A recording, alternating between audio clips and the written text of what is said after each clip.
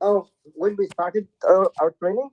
Yeah, when did this start? The Oh, we collaboration. started like more than a month ago. Okay, so you just started recently. So you recently just joined with Gabalia. Yeah, just today we just trained also. But we started our training camp. Not training camp. I just started training him at, last month. Okay. So can you please tell everyone, Senior, how did you get into boxing? How did you get into the sport of boxing in your life? I used to fight as amateur here in the Philippines long time ago, and but when I migrated to the United States, I never tried to go boxing until my son Glenn got into trouble when he was recruited by the Filipino gang. Okay, so Glenn was your older son, right? Yes, So Glenn got into a bit of trouble on the street, so you wanted to take him off of that and you got him into boxing. yes. Okay, okay. And then that transitioned to Glenn coming into boxing. And then was it Nonito? What's up, Max? What's going on, Rapstar? So we got more guests coming on, Max. I need 10 more minutes. Yeah, Rap. Wow, This is man. exclusive after exclusive. I'm bringing in, Rapstar, and let you've me been, tell I you told you, you set the what. whole YTBC on fire this week, my man. Yeah, it might even be these might be the interviews of the whole 2023. Rapstar, you might get invited to some of the big channels today. I mean, you are a big channel, but they might have to book you to start going on these shows and doing a tour, man. Yeah, yeah. I was doing a lot of man. There was a lot of things going on behind the scenes. Yo, let me ask you this: we got guests coming on. We got manager coming on. We got someone else maybe coming on. I've had someone from Philippines who wants to come on. But Wow. yo, I need you to cook and Yeah. tell me, you know, what's your aftermath in this? I mean, how do you see this, bro? Because they're gonna come and talk to you as well. You're gonna be here now. This Yeah. is for you guys. I've done this. Yeah. What do you think about all this, bro? I mean, first of all, I hope that the champ, Nonito, Donaire Jr. and Sr. can work it out, you know. Mm. Uh, a father and son relationship is very important, very special, no matter at what age. You feel me? Mm. And I hope they can work it out. I think, especially like when you're talking about cultures and traditions, you know, people are raised a certain way and they don't know. Like I saw Nonito talking a lot about wanting to improve communication with his pops. You know, um, man, I you know what part I didn't like. There were parts during the interview that were uncomfortable. You know, like the one where he said he You're would gonna have take. to ask some questions yourself. You're gonna have to help me because I'll put this live up for you guys exclusive. So you're gonna Yeah, have to help in asking the questions that you need to. yeah, for sure. All right, you can't just back off today, Max. I need your help, right? Yes, This sir. all right. So look, we're gonna invite the first guest. You keep cooking to the people while I send the links to the guest. Yeah, and if Tip or Frank want to jump on, jump on. Help your boy Max stay up. I'm hoping Rap. I was like, Rap, start the live. Man, what an interview. What an interview. Um, but again, respect to Nonito Donaire and his father, man. Like I said, I hope they can work it out. Let's see what the chat is saying. Who do we have in the chat? We have Lockjaw in the chat, EDP, Johnny Thunder, aka Mr. Mirage, Eric Gomez, Mr. Bomb Squad, the Chief, Ness in the building. And you got Mirage in the panel. Is Mirage really here? Yep, he's right there next to you. Mirage, his headphones be messed up sometimes. That's him. Yeah, his headphones on mute, man. And we're about to get some more exclusive. Man, Rapstar is working overtime today. He said he's bringing on another guest. possibly a guest from the Philippines. Give me like 15 minutes, right? Not 15, but like 10 minutes. Maybe 10. Hurry up, Tip. Yeah. Tip Bayless on the panel. Man, everyone's here tonight, and I'm pretty sure this is about to get more people in here. Rapstar almost had. He was 12 people away from 100 people in the chat.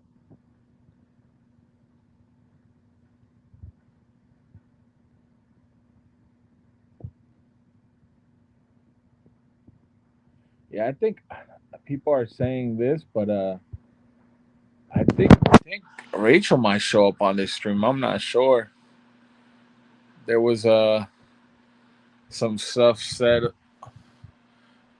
mentions of Rachel. That's going to be interesting. What was Rachel. said about Rachel? Say it. Don't hide back. Say it.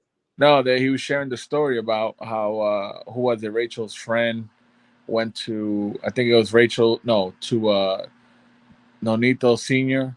Right, and no, or was it her brother, their son, the older brother? And they told her that Rachel was a gold digger or something like that, right? Who got an echo?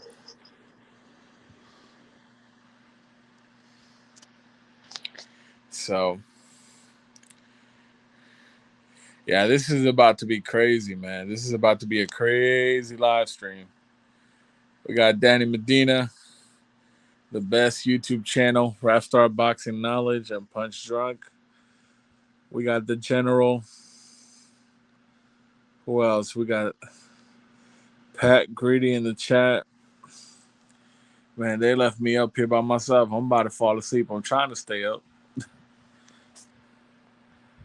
But let us know in the chat what you thought about the interview. Let us know what you thought about tonight's interview here on the Rapstar Knowledge. You know, I think they're bringing Rachel onto the show in a little bit. Rapstar said there might be 2 different guests joining the panel. So we'll see who else joins. I've got Rachel on the panel right now, Max. I know you've been waiting to speak to her. Rachel Donaire, you're one of our family out here. You're one of our family members out here in Rapstar. People want to speak to you, Rachel. How you doing?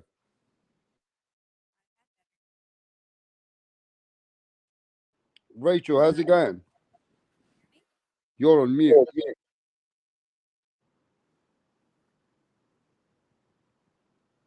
Is her mic off?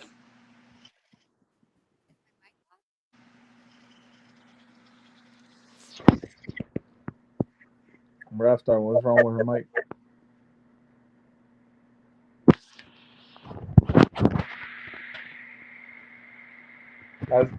Hit it with a Tracy while everyone gets ready with their mics. Rachel Donaire, Nonito Donaire in the house. This is the aftermath of the interview. What's going on, Rachel? Can you hear me? Oh, there we can go. hear you now. We can hear you now. Look, Okay. Rachel, we know what kind of person you are. You're very direct. You've seen what's gone on. People, what did you think about this whole interview? I mean, I think it was really hard to watch. You're being honest. Straight. I mean, yesterday, even when we talked about it, like it's, you know, I'm still walking around like, well, what am I supposed to say? Right? When you open up a live and the first thing he says is some stupid ass rumor from some chick that, you know, will forever be named nameless. Like it would be like, oh well, so this is what I heard. I mean, first of all, that's not what we were talking about. You know what I'm saying? Like, so he came in. You think he came in a bit of a bad way of talking about his own family, like the way he came in? yeah, it was shots fired from the very beginning. It was very, you know, and you know, it's for me. I'm like, it's kind of, you know, silly for me at this point because I think everybody knows my family background. You know, my mom was a registered nurse. We had 2 freaking houses in California, one on the lake. We have a house in the Philippines that Senior has actually stayed at. He almost, when Nonito and him were, when I was dating Nonito, he went to my village where my house was, and just to see if our house actually was standing there. He's always questioned me, but whether or not So you that's, already come from you come from a wealthy background anyway. yeah. Yeah. I went to a private high school all my life. Went to, traveled the world because of Taekwondo. My parents always supported that financially. My mom, like I said, my mom was a registered nurse. If there's any registered nurses out there, y'all know how much they make, especially in overtime. Like she makes like 18 grand a month. So we were never hurting. And I was in the military, Mm. etc., whatever. But so I don't know. I felt like that just came out from left field. Am I too I mean, that loud? was disrespect. If you ask us, like, even though, that was a bit of a disrespect for the way that he came on you like that as he started. But also he said that wasn't rumors. I said it must just be rumors. He said it was from Rachel's people. And I said that to Nonito. Nonito got angry. And that's where our relationship started to kind of not be the same once you joined his son, is what he says. Yeah. I mean, and that's the silly thing. Like, okay, uh, who was it? And what's the rumor? And how do you prove that I am a gold digger? Right? Like I said, it was just for me, it was a non-starter. Like this is not something that had to do with the fact that he wasn't in the Nui Part 2 fight. It had nothing to do with it. And yet he wanted to throw shots. Yeah. I mean, what do you say to that? Like, watch my kids watch this, and they're gonna be like, "Mom, what's a gold digger? Why is Lolo, which is like grandfather? Why is grandfather calling you that?" Because many years later, he says he still loves you, loves the kids, and he said that was when you first joined, and that was something that he said to his son. His son got angry, right? So, okay. So let's move on from that. Anybody else Okay. want to talk, or shall I Yeah, just keep I'm here. moving? No, Mirage. I want to ask others first because you got to be respectful here. Yeah, Nobody no, else I wants had to a talk. question. So, Then let me like, go. I'll Let me think go. about that. I'll If think about nobody that. wants to talk, then let me go. I wanted to I ask. want to fucking talk. Don't I count? I'm a guest. Show No, some but you got to respect. be respectful, though. Well, give me a chance. Go on, then. First, I want to commend you, Rapstar, because you almost had like 100 viewers. You had like 90 viewers. Those are my kind of numbers. Okay, I like that. So you keep those numbers up because I like a lot of ratings. Okay, so that's good. Oh, God. So that was listening to it. That was interesting. It was an interesting conversation, but to me, it was actually quite sad. Quite sad listening to that Yeah. because to me, it fundamentally it came down to cash, to money. Money is usually the root of all this stuff, even if it's family. And I think that's fucking sad. And I think it could have been avoided, which is even sadder. That's my opinion. I'm gonna say this. First and foremost, I want to apologize to the Donaire because I might say things that maybe even if family members are at odds, for some people you still don't like. If I'm not cool with my brother, I still won't let people talk about my brother or that goes with family members and stuff like that because it's a touchy subject. But I feel like Nonito Donaire Sr. has the devil in his heart. I think he has Whoa. Satan. I think that What happened to keeping it respectful? What happened to that? I'm just keeping it honest. I mean, I think that I really feel he has the devil in his heart Why? because one thing we got to understand, this is the life or death sport. This is boxing, And when the question is asked, will you still train Gaballo? And there was a lot of chances in which he could have not even mentioned it or not even. It's one thing you say it in an interview in the Philippines, but then when you can say it in front of your son and say that first, and shout out to Rapstar Boxing Knowledge, first he said, I'm committed to Gaballo.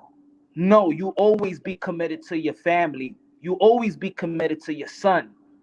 Fuck Gaballo. Yeah. Of That's course, number as a one. father, I understand Punches coming from a father's perspective right now. That's one. Fuck Gaballo. Right? That's what it is. Another, and then later on, when he said, that he's still willing to train Gaballo, and he said it's not personal, it's business. Well, take that 10%. Not all good money, or not all money is good money. That 10% ain't shit. In the end of the day, you're gonna go out there and you're gonna train a man to beat your son, knowing that you know everything about your son. You know his strength, his weaknesses, his mannerism, his mistakes. You know it. Let's just be real. He knows everything about Nonito Donaire when it comes to the battlefield. And maybe yes, Nonito Donaire could have got better, probably tweaked some stuff over the years. But let's be real. He knows his son very, very well. You're gonna train another man in this type of What if he needs the money? What if his dad needs the money? fuck the This is money. his. This is Fuck the money. Fuck the money. fuck the money. Were Fuck you the going to money. say that when you have to pay the rent and put food on the Fuck the table? Fuck money. the money. Fuck the money. Yes. Okay, look, But look. So okay, many. but Wait. Keep it honestly, moving. Let's Mirage, keep it here's moving, though. the Let's thing, So move like, many on, though. ways. Let's There's so move on many from ways. it. There's Yeah, so many ways in this I get it. world to I make get a it. dollar. There's Okay, so For a and many ways. 65-year-old, for a Hold on, hold 65-year-old, on, hold on. Let me finish. There's so many ways in this world to make money. There's so many ways in this world to make a dollar. The man could also travel to the U.S. Don't tell me that he's handicapped to one thing in life. He seems bright. So don't tell me that the 10% that Gabayu's gonna get, because what's 10% of that? What's 10% of what Gabayu's gonna give him? right. But I I don't will know. say this. I will say this. Probably a lot of money for him. Okay, look. Let's keep it moving because Rachel's here. Everybody's got a personal Come view. on, Mirage. It's no Everybody's sense of got a playing. personal There's no feeling. sense of playing devil's advocate here, bro. All right, so let's talk to I'm the not. person who really, in some respect, we should be asking the questions too as well. And I understand Punch's views. He's a father. Rachel, he did also come and say that you guys, after the relationship with you, has not been great with him and his own son. His son has never trained the same. He doesn't listen to him the same. He don't run anymore. There was things that he said that he goes, even he's not that serious with me. What do you think about that? that's been the conversation ever since before. And you look at that, like what Nonito was saying, like, after the Mithilani fight, you went back and you badmouthed me. He said he wasn't training hard enough. He had his wife in his bed. Like, he was saying things like this. And so they broke up in 2008. And from 2009 until 2013, Nonito had a run. He had a run. He became the fighter of the year. He fought 4 times in 1 year. He had knockout of the year with Montiel. All those things are fact. If Nonito didn't train hard since 2008, why is it that he keeps continuing winning?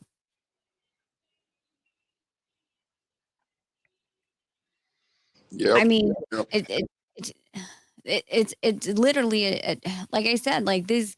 I'm not going to come here and badmouth Senior, regardless of what he said. Yeah. Okay. That's Yeah. not something I'm going to do because I don't ever want to say something that I'm going to regret. Yeah. I am going to defend myself when it comes to fact. Yeah. And these are the facts. He was not in Nonito's corner But from the facts are 2015. he's saying, Rapstar, the man don't want to fucking run. And he goes, he doesn't even want to train the way that I want to train him. So He didn't run with Montiel. he said that my son don't respect me. It hurts me. I'm a trainer. He goes, people listen to me. Like Gabalio's going to have to listen to him. The way that he trains a person, he don't feel like Nonito is the same guy like he used to be, when the way he used to. That's what he was saying. Well, like I said, he has the one shot with Vic Darchinian that he won and that he trained the way that he did. When I met Nonito, he was running 10 miles a day. His knees hurt. His lower back hurt. It was all this pain all the time. And it stemmed from a long distance run. He would run up the hills to where my parents' house was. It was San Mateo Hills. You know, he'd run that. And then he'd be walking funny and he wouldn't be able to box. His feet hurt. The bottom of his feet hurt. It had blisters, et cetera, et cetera. Mhm. I mean, that's his opinion, but it stands to the fact that from 2008 to 2013, why did he win so much then? And if he has a problem with the running situation, like everyone changes. Everyone, there's things that will work for Gaballo that won't work for Nonito. And in addition to any other fighter, each of them have different talents. They have different weaknesses. Okay, so what about the money that he said that you guys are treating him? First of all, he said you treated him like slave in his house, in your house. No. But I gotta ask, right? I might as well clean it Yeah, up. no, Right? for sure, Yeah. for sure. He treated like Listen, a slave. That's what he said. First of all, his family came from the Philippines. The new family, right? And they didn't have anywhere to go. So we opened our house.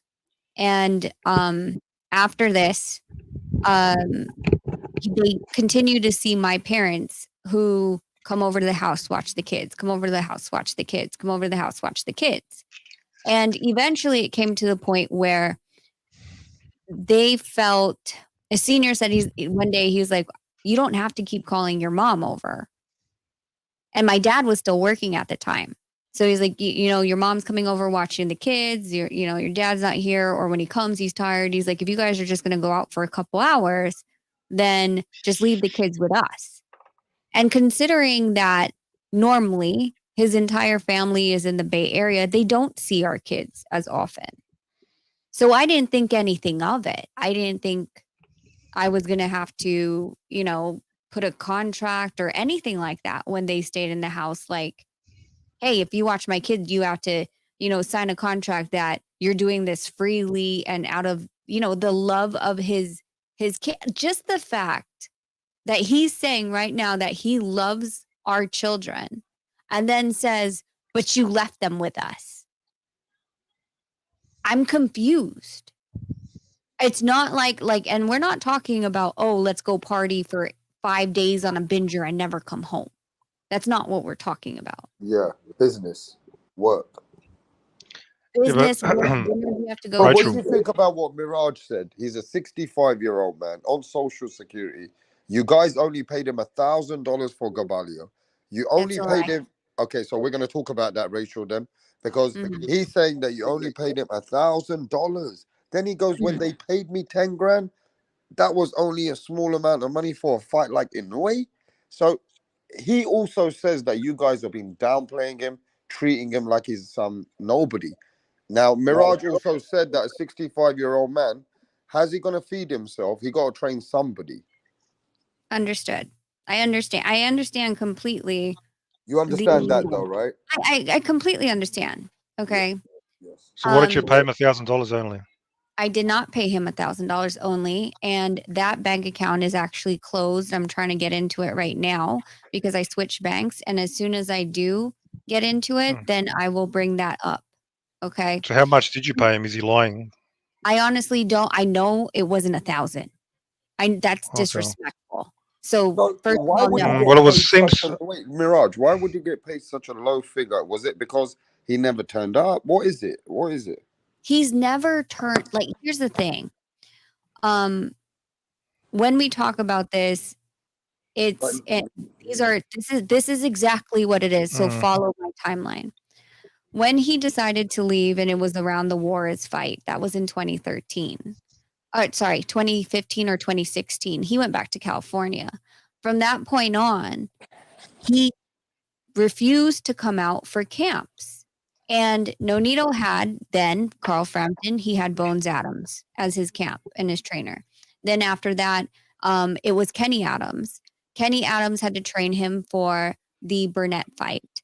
And then after we won the Burnett fight, then he showed up, but it wasn't in camp again.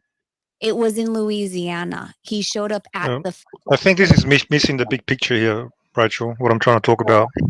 I'm Can I trying to just- explain to you, Yeah, but- Let Mirage. her explain, Mirage. This is beyond. This is not. This is missing the point. This is missing my it's point. not missing the point. Let her talk.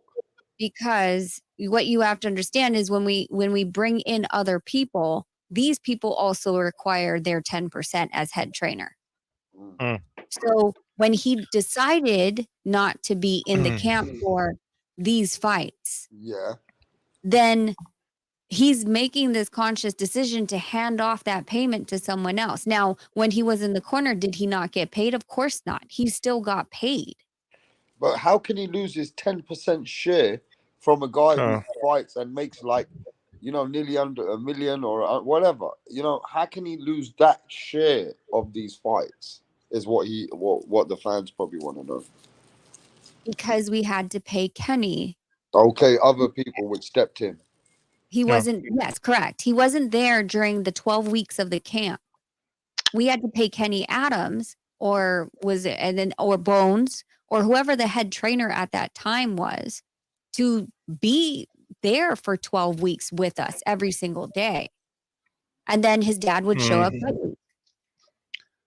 Okay, but see, my point is, look, the greater point here is, if I don't, maybe this is just a cultural thing. Maybe it's a cultural difference. If I make it big in the big time, my dad's not going to need to show up to get paid a wage. That's not how it works. I would take care of him so he doesn't need to rely on fucking cash at 65 years of age. So this would skip all this stuff about, trainer payments. So this is what I'm confused about. That kind of situation, to me, it's puzzling. Yeah, So no, that's it's No, not okay, puzzling. so this is what it is. He's made why a is lot why of is the money. dad? I'm Yeah, telling what's you, happening? Rob. So he's made a lot of money with Nonito. Okay. Unfortunately, he has made bad business decisions with that money. He's opened up restaurants, he's opened up bars in the Philippines. He's invested into different places that really did not turn out very well, and the money was gone. So being said, it's not like we don't want to continue this relationship with him, but at the end of the day, yes, he's 65. Yes, he's living on Social Security and his pension. And when he's living in the Philippines, you're talking about 54 pesos to $1. Let's just say that a registered nurse that makes $18,000 a month here makes $200 a month there. Nothing. That's how long the money goes in the Philippines. Now, that being said, him being 65, yes, I get it. But at the same time, would this pension? Okay, let's be honest. Would this pension and his whatever, his Social Security, would that sustain Nonito Donaire Sr.? In all aspects, it would. But the thing is, this is not a perfect world. And he has a whole new family with younger children now that he has to support. And that Is he in California or Philippines? I thought he was in California. Where does he live? No, he moved to the Philippines. Okay, and he's on an American Social Security And pension, right? yeah. And They've pension. been here since Nonito was about 11. Okay, so it sounds like he did make some good money, but then he stuffed up and he lost a lot of that through bad investments. Okay, that is considered. Okay, you can only support somebody for you can only help somebody to a certain degree, I guess. But still, if even if my dad fucked up, he lost the money. I mean, if I was in a position that I could still afford to help him, I think to me that's a natural sort of obligation. So to me, this is the foundation of this bitterness. Everything stems from this. The reason why he's now in this position of where he's training this dude to me, it's financial. Yeah. So I mean, he had the chance to stay with Nonito. I mean, you heard him. He wanted to do what he wanted to do. And at the end of the day, it's not enough. Now, like, let me tell you this. Could we sustain Senior on his own in the Philippines? 100%. Now, am I also going to have to sustain the entire family that he decided to leave Nonito and his family for? well, there's Am I gonna, limitations. should I There's take, limitations. There's limitations. Sure. yeah, so that's where this is, right? Because we're supporting his mom as well. Like, she just came back from a holy trip. I don't that was that near Ukraine or something? Not near Ukraine. Holland? Poland. She went to Poland and, had the time of her, she loves going on holy trips. So, that's her thing. And she doesn't work, but she also didn't remarry. She's just her. Easier to sustain. So, like, again, can we sustain him and his livelihood? 100%. Do we also have to sustain the mother and the stepchild that is not related to Nonito? And basically the decision he made. Now it's just come down to the situation is when Nonito was telling him, Dad, you didn't favor me. You did this, you did that. He was like saying, no, Nonito, why are you lying? Right? And then Mhm. when Nonito was trying to embrace to him, saying, look, you've done this and you've done that, he was like saying, look, is there something wrong in your head? What was all that about, Rachel? Oh, actually, that's something I do want to show you. That was bothersome to me. That was really bothersome to me. And the reason that was bothersome to me is instead of acknowledging that he does have his timelines wrong. Okay, he doesn't know what he's talking about and it's concerning me. Like, I was mad, but at the same time I was so concerned cuz he's literally telling Nonito, "Get your head checked." Rachel was in the corner for Inoue part 1. And I'm cringing. I was cringing listening to it. Rap, I sent you a screen share.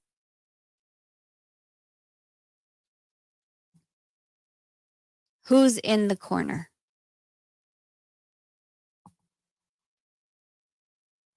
This is something you cannot refute. I was not in the corner. And he was so persistent. And instead of listening to his son, who completely remembers this fight, he would rather say, no, you were in the corner. I was the cut man. And I'm like, no, I was, when we talked backstage, I was like, Bang, go and watch the fight again. It was Kenny who was in the corner with you and Basil. So did he have to split the money with Kenny? No, they had their own. Everybody had their own contract. Correct. But And the the thing is, father thinks that he's been lowballed only no, because he's also not played his part in the whole camp. no. This was like his way of trying to deflect the whole situation to begin with.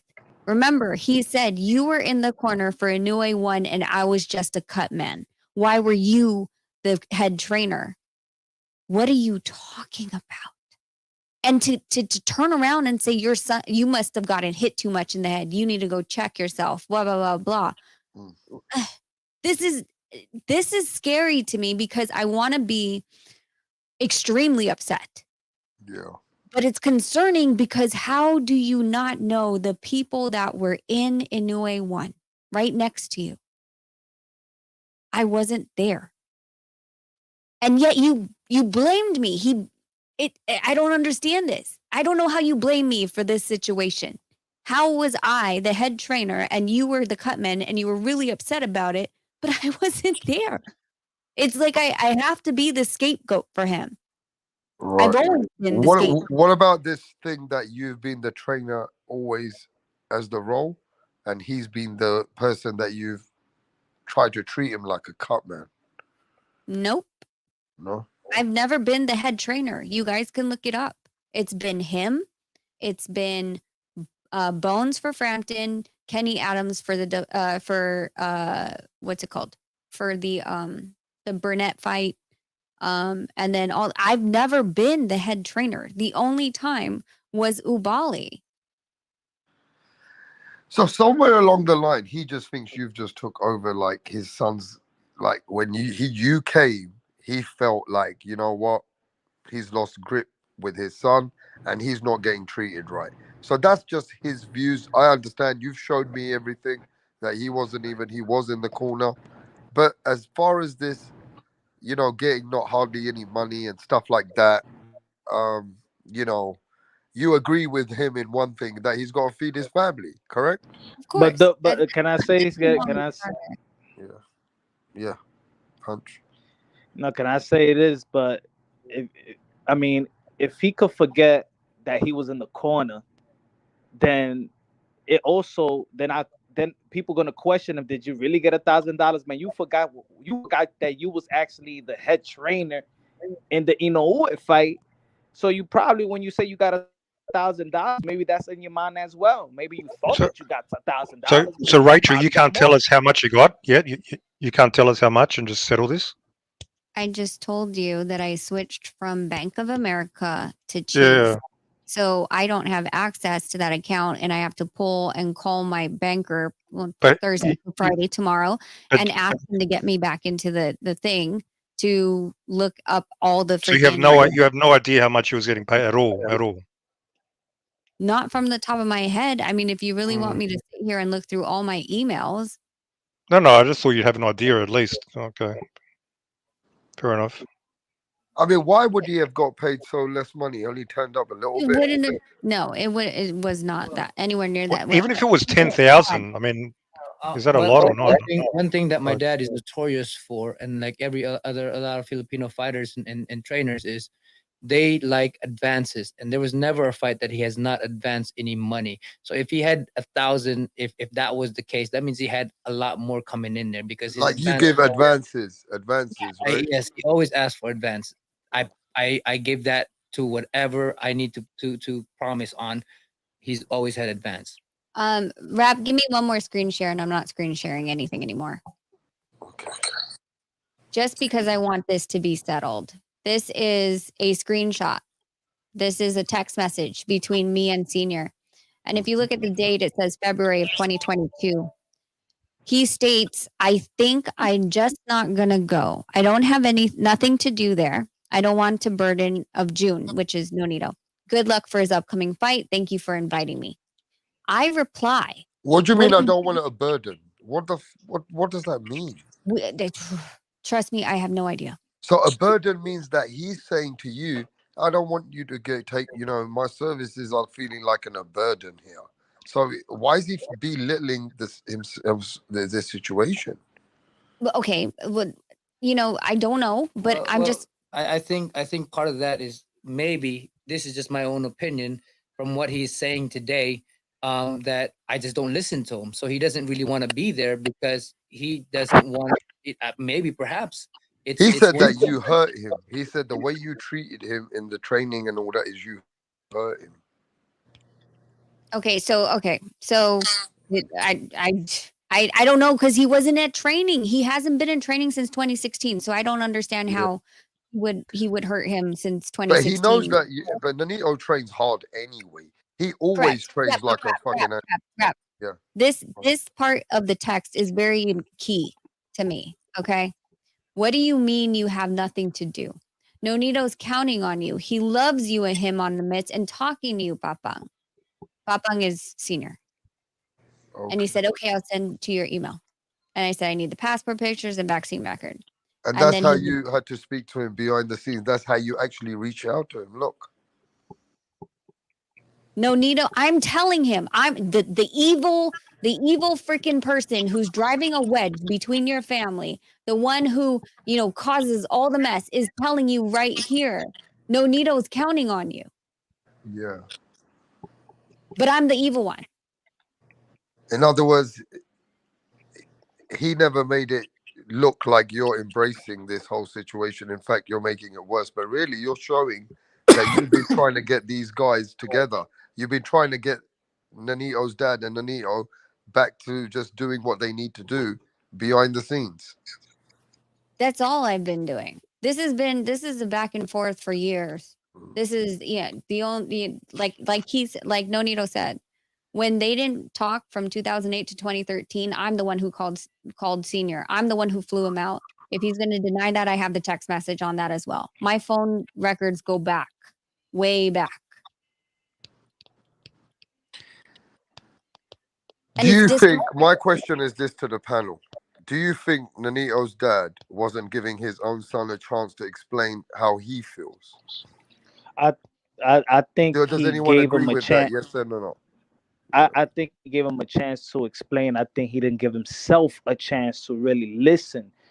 Senior didn't give himself a chance. You know what I'm saying? Like when I was listening to him, I'm like he was fighting Nonito and everything he was saying. Even if Nonito was saying, but I want a relationship, I respect you. And even after, even in the end, I still want to have this this communication. And it's like he was brushing a lot of things off. He had that little smirk, like it's hard. And I feel for you, brother. I feel for you, Nonito, for real, because I feel like you tried to really even when he's like, no, you didn't. All right, let's move on to the next one. I ain't gonna get nowhere with you on this. On the top rank, all right, let's move on to the next. Move on to the next. And I mean, it was sad it was sad, and for me, a father listening to it, I don't know, man. It was. I just hope that Senior really, really go back and listen to the live, and just so he could watch himself and see himself, to see how he responded Are to you his son. saying that his father was being stubborn?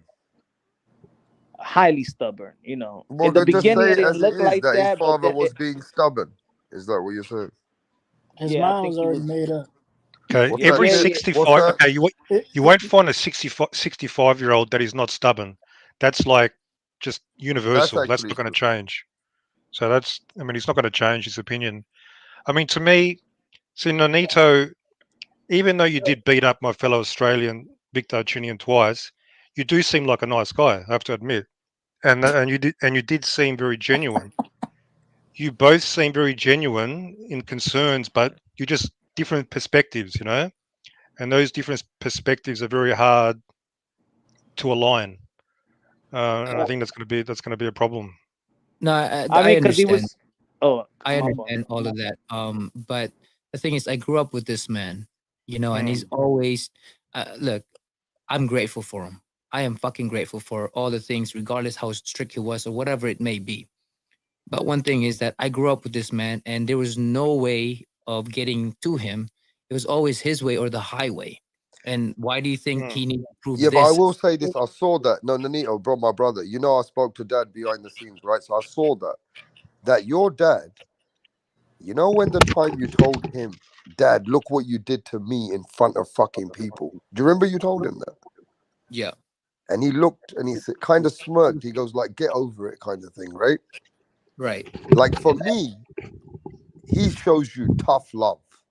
But he thinks that you throwing that back in his face, he don't want to agree with it because he's trying to show you, even if he did smack you up in the gym, it was like he's trying to show you, like it's like for him, it's like that's the way he is. Like, is he that kind of a strict man that he is? That he He's was? he's never put Has he ever hands on. shown you? Go on, go He's on. never put hands on me, and I think he was just mad at me because Rachel was there, and he thinks he's very old school. So he's like, when you're with a woman, you don't train hard or whatever. So he took his anger on me and he smacked me in front of everybody like I was a child, and I was a world champion already, and everybody was looking at me, and I had to walk out. That was the last time we worked until like 7 years or so after that, when she reached out to him when my son was born.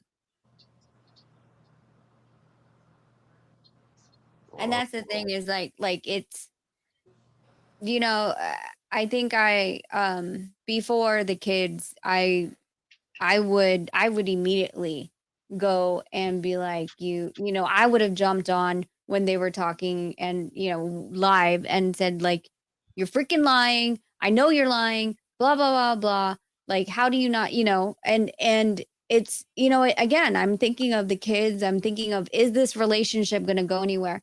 You literally just told on a live that they pretty much didn't want to watch you guys, like watch the kids, right? And they're going to hear it. And I mean, do I, as a mom, like, if we ever see each other again, is it going to be like, hey, yeah, go ahead, like, go to dinner, you guys are tired? Like, am I gonna trust them with my kids? I don't know. The situation's changed.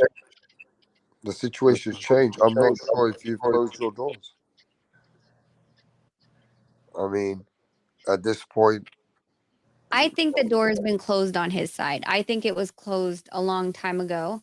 And I think this live actually it was giving me more closure than I thought, because of the fact that he wasn't trying to listen. He was in this weird world, and it was strange. It was, I don't know, it was upside down and inside out, and people that, he was saying was in the corner wasn't in the corner, and on all these things. It was strange. It was strange to go back to 2007. It was strange to go back to 2008.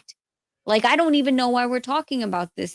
We're in 2023. We're not even arguing about that. We're arguing about what you said, that you didn't call your dad. I mean, you didn't call your son after the fight. Then he turned it around and said, you were mad at me. It was like this weird, like, I wasn't in this story, that I couldn't follow it, because the text message that you just saw was me begging him to come to the fight. They didn't talk since April 22. And then the fight came and it happened, and he didn't call his son, and he was like, well, you didn't want to hear from me. Like, what world are you in? I don't understand. I can't see his perspective. It's so cloudy that I don't get it. now I will say this. Why is there so much echo? Where's the echo coming? Is it not no more? I will say this. The big question was, and I'm gonna say it, that Senior told me that even if he was to walk away from Gabalio, no one would really trust him in boxing. And that at this point, because he's on social security and he doesn't get much money, that he has to train fighters to survive, to pay for what he needs to do.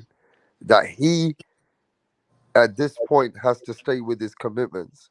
Junior told me that he's not backing off any fight. So this is something that is very serious and so real if it really does take place and if both fighters win, Rachel.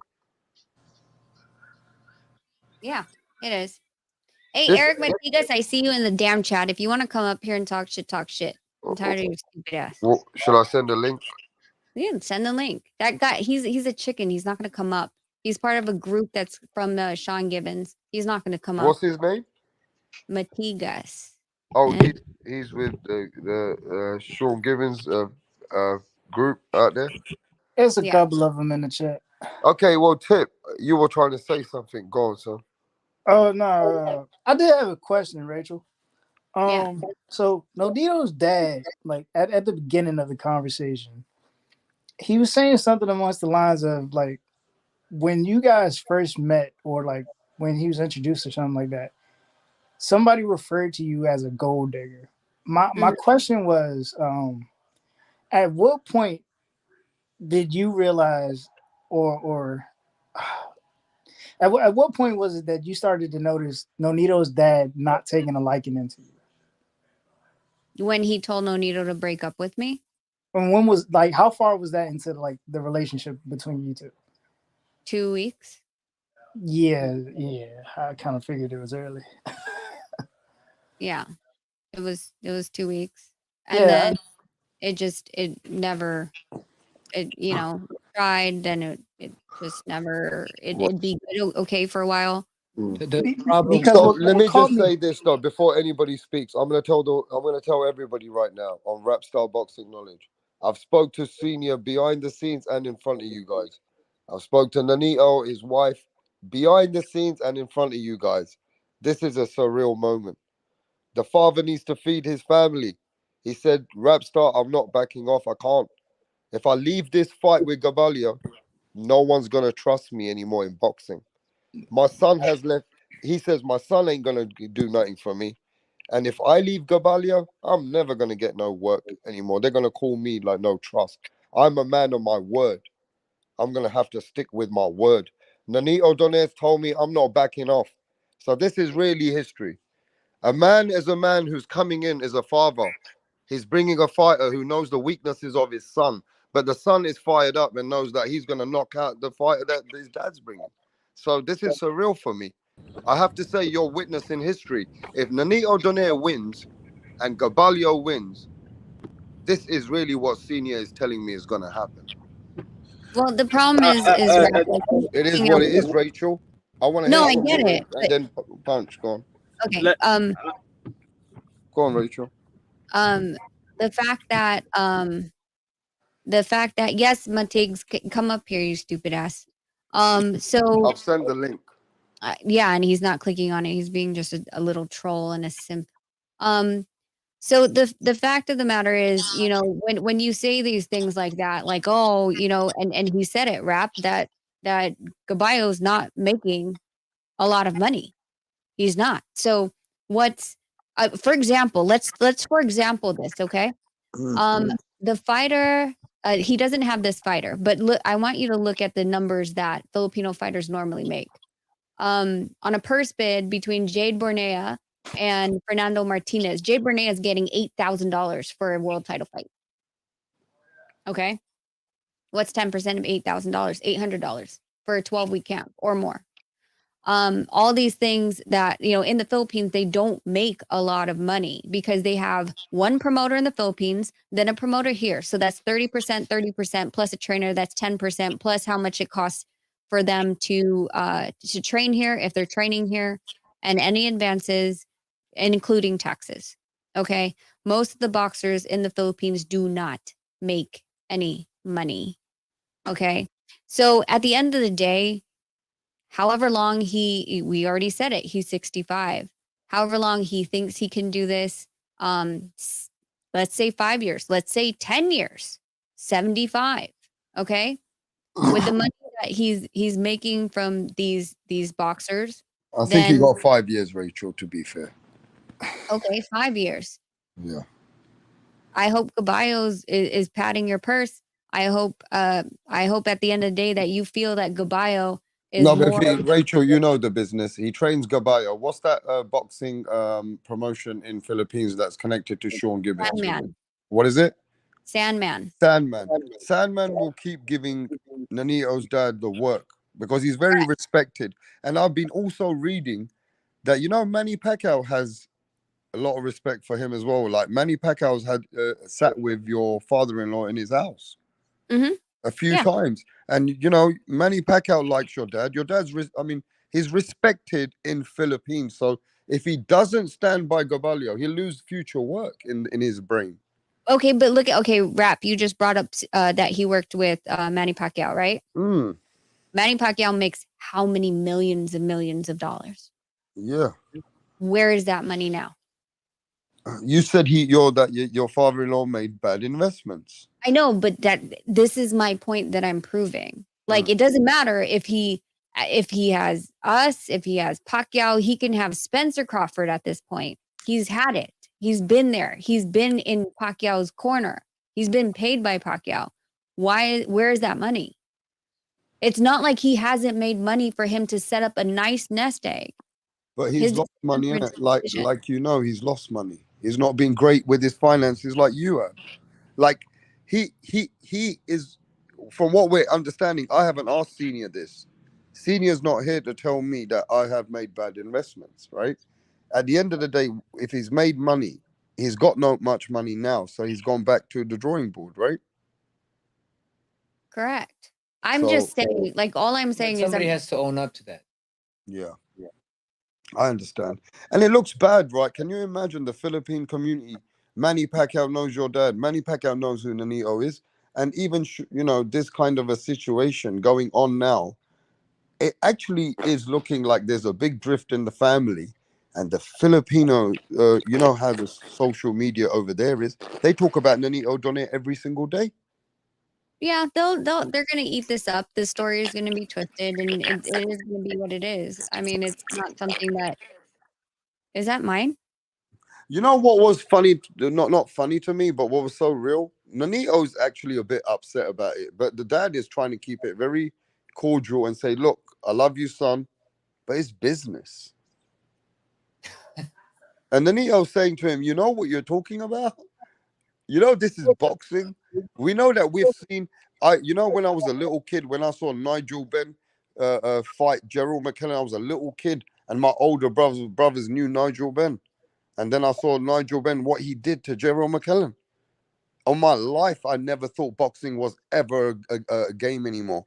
It was No, the surreal moment for me. And when I saw a man who was like Chris Eubank, what he did to Michael Watson, one of the fighters that grew up in my city in Hackney, London, I never thought in my life that anybody ever disrespect boxing. I will really come at them because how serious boxing is. And just to see him say, "Look, I love you, son," but nobody's gonna get that. Nobody gets killed in the ring. This is just a sport. Punch. Who was the guy that God, that big guy, the really big Morel, the one that he put in a coma recently? Oh, what was his name? Something Belly. You know who I'm talking about, right? Yeah. Yeah, his last fight. Yeah, because no one gets hurt in boxing. Wasn't I it mean, Yusuf Belly? That was his name, right? Yusuf Belly. I can't remember. I think it was Yusuf Belly. Yeah, something like that. But listen, like Salmon Promotions is something that they're a good promotion company in the Philippines. I know he'll give his father work. Like Hey, who there's is this guy, Rachel, who's coming at you? Who is this guy? he's a fucking troll. Who Like is this? listen, Find the thrill. Who's that? I don't Who's that? know. Men and kill, I don't know. These are Filipinos that are just He trolling says because he they want says me. owns a tuna company. I don't know what he's talking about. Perfect. He owns a tuna company. Yes, I know that. You know why I know that? Because we actually treated him out to dinner when he was in Vegas. I have no issue with Man and Kill. I know that Senior will be taken care of under his promotional company. Yeah, I don't get So the Filipino fans, right?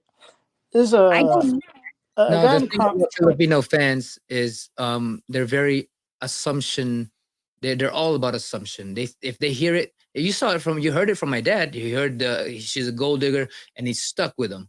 There's a lot of well, yeah, assumption. I'm reading this comment where the guy's like, Rachel is envious of Pacquiao, and I'm like, I'm trying Where? to figure, like, Where? this is further up. This is a guy Rolando Yepes. He says it, but like, I'm reading this comment, but I don't think like he's like understanding what even the Nonito's dad even said out of his own mouth, which was I mean, what Nonito referred to as calling him his investment.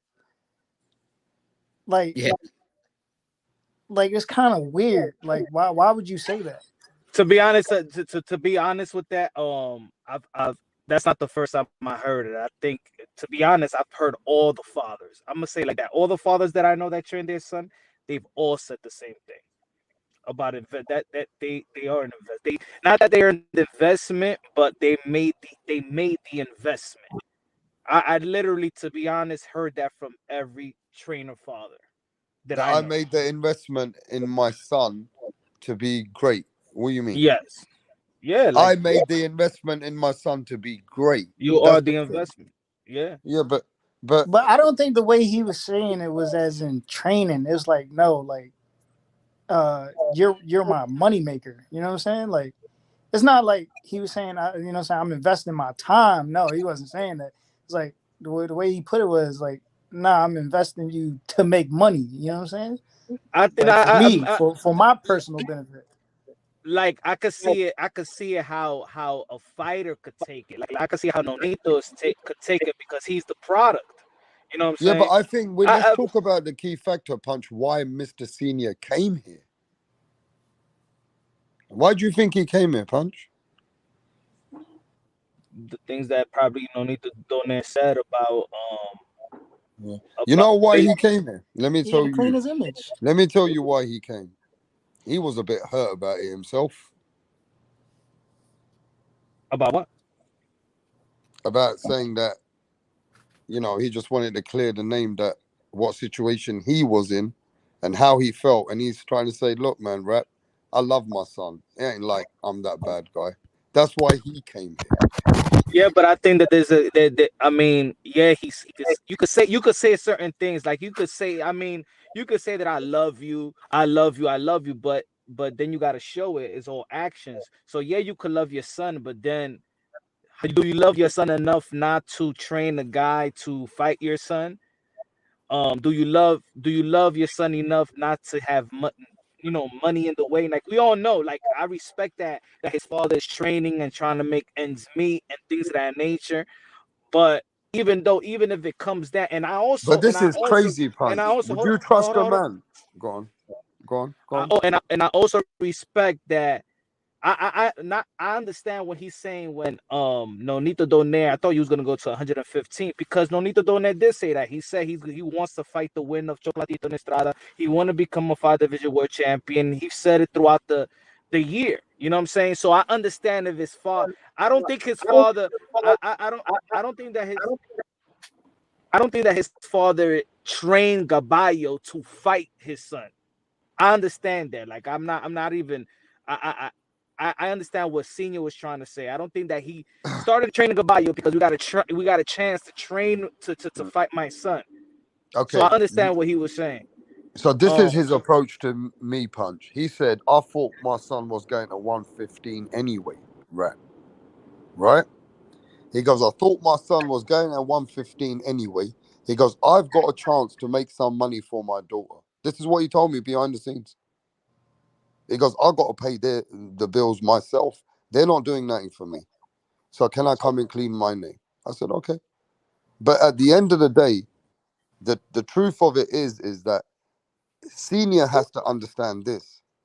How is a man, and I'm going to ask everybody in the chat in the panel, regardless of his situation, and Punch, he's telling me that, you know what, I'm going to tell you straight right now to everyone, that if I leave Gabalio, they won't trust me anymore here.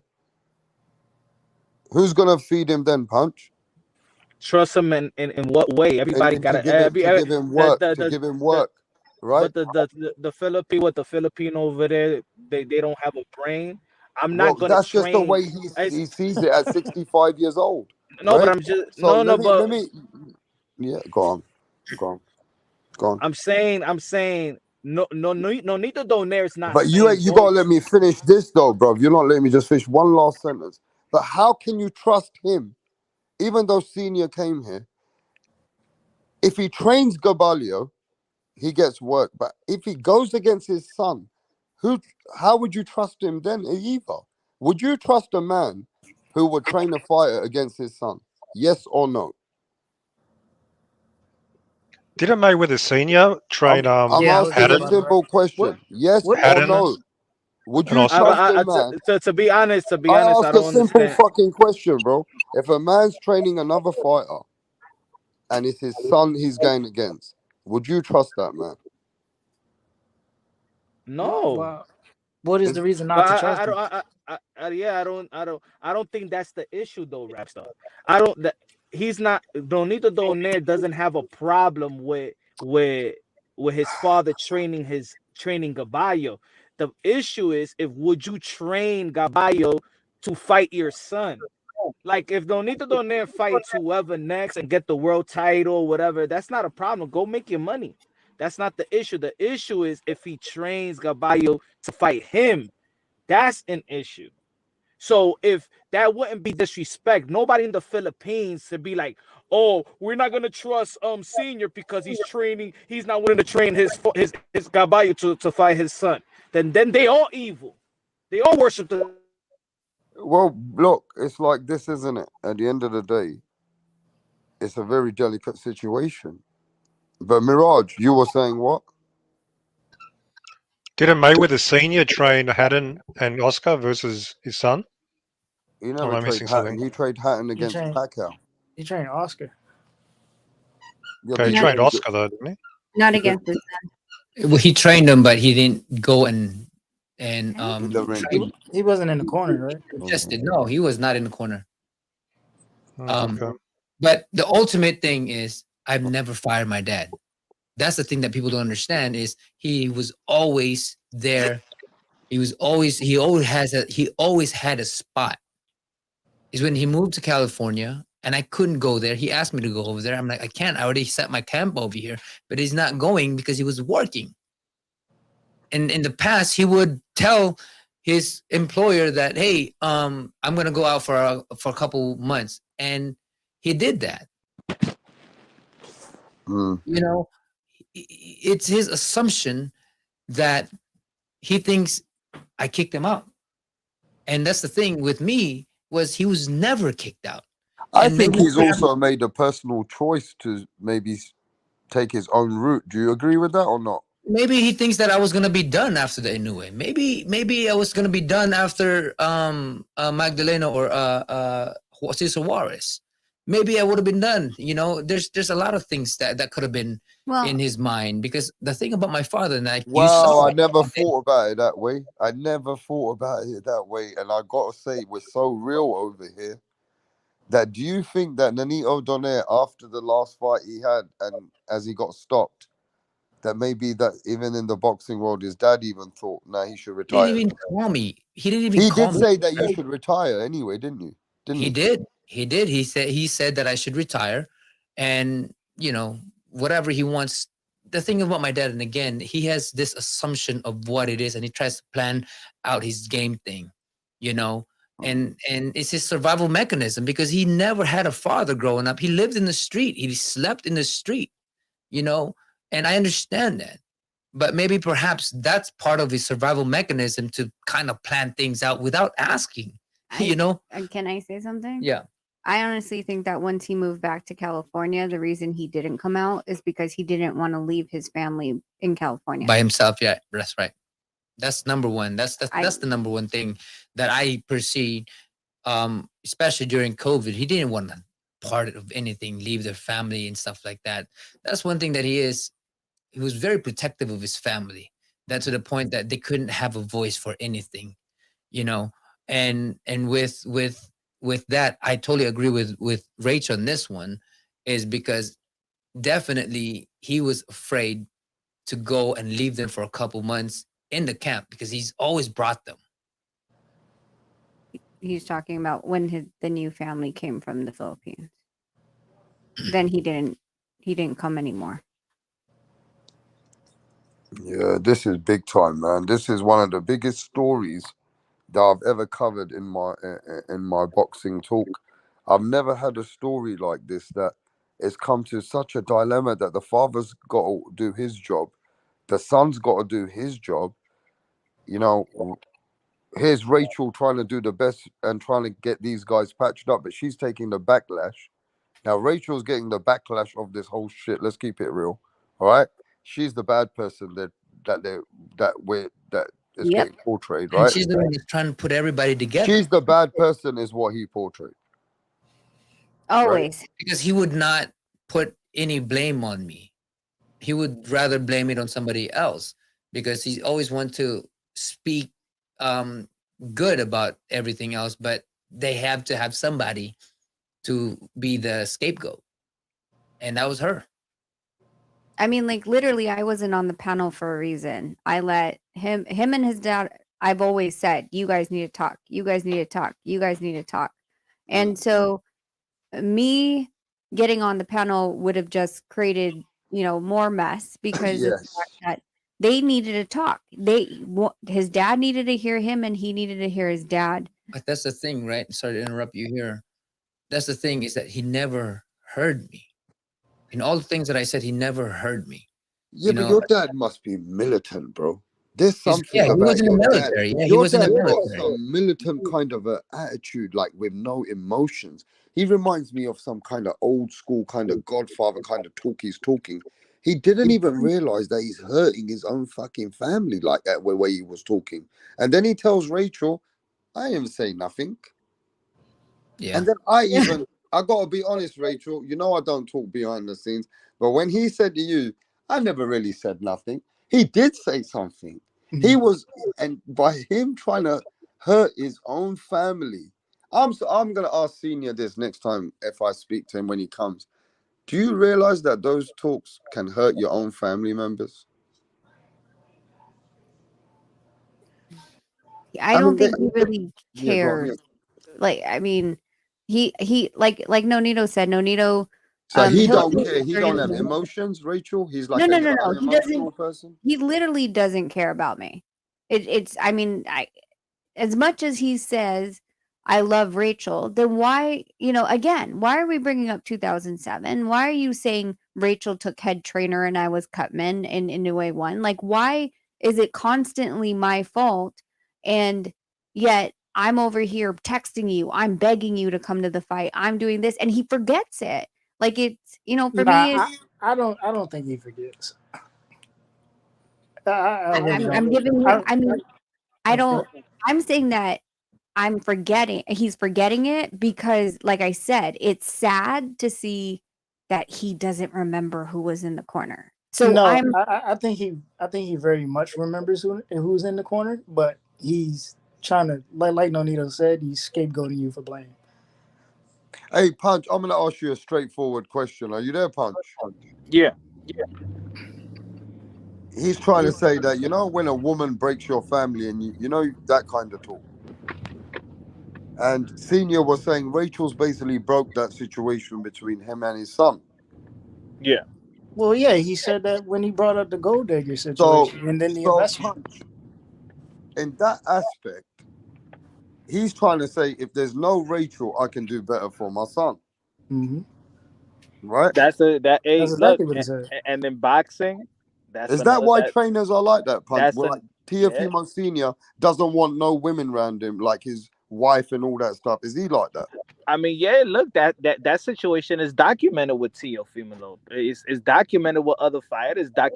Not Porter, the Porters as well. As soon as Sean Porter got his wife, everything changed. You know what I'm saying? It's I don't know what it is. It's something. That combination, that work, that environment between father and son in the sport of boxing is very unique. It's very unique. I don't know if it's like an artist and like somebody's trying to mess up their artwork. But he's trying to say that they basically put Rachel as a trainer after a little while and basically put me on the back end like I'm some fucking cut man. That's how he implied it to me. But let's take responsibility here. He was never kicked out. Right. He was never kicked out. Okay. He had a home and he didn't want to be there, where he had to keep all his money. Of course, being a fighter, he didn't feel comfortable. Right. So he went to his own apartment and he had his freedom. And for me, I was going to train in Vegas. He knows I was training in Vegas. We've trained in Vegas for many years. And then he decided to go to the Bay Area. But we never also kicked him out of the corner. We never kicked him out. It was his assumption because maybe he felt guilty that he made that choice. And he made it very clear that you and Glenn were the same. He gave you both the same opportunities. He never ever forced any opportunities. He was trying to say that Glenn and you were getting the same. There was never. Maybe I need to get my mom in here so that my mom can really truly explain that I didn't want to box. I didn't want to box after the thing. I wanted to just go to school and go to the scholarship. And I begged my mom, please talk to him. The funny part is I think we did this on a talk show in the Philippines with your mom. Yeah, and my mom pretty much said that, yeah. I kept telling her. But we've already seen this whole thing, right? And the last thing we want to do is get mom here because we already can see that there's your dad has a very militant way of. Okay, I'm not Say, is your dad a very hard-headed man? Where I'm not gonna say it's like it's a word I'm trying to look for. He was in the military. He was a platoon leader in the military, Uh-huh. and so he was always trained that way. Growing up, we could never do anything. We didn't go to any of our dances in our school dance. We didn't get to go hang out with our friends because we couldn't. It was school and training. That was, and then you wake up 4 o'clock in the morning, go run 6 miles up the hill, and you go to school, and then you go back home, and then you go train, and then you go do your homework, and then you go to sleep. You wake up in the morning, 4 o'clock, he'll wake you up, you go run 6 miles. It was like that every damn day. Mm. I mean, I'm Rachel, grateful. did you It made me very strong as a fighter, but it broke my brother because he wasn't strong mentally.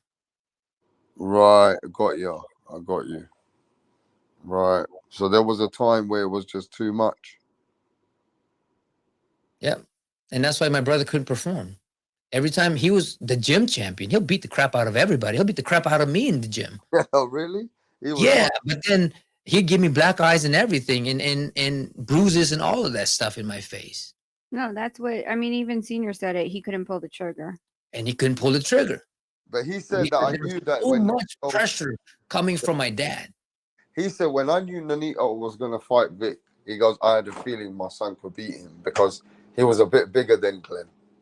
He's slightly bigger than him. So he never doubted you. He knew you could do it. What do you think? Do you believe that? You know that he backed you in his heart, that he knew you could do this?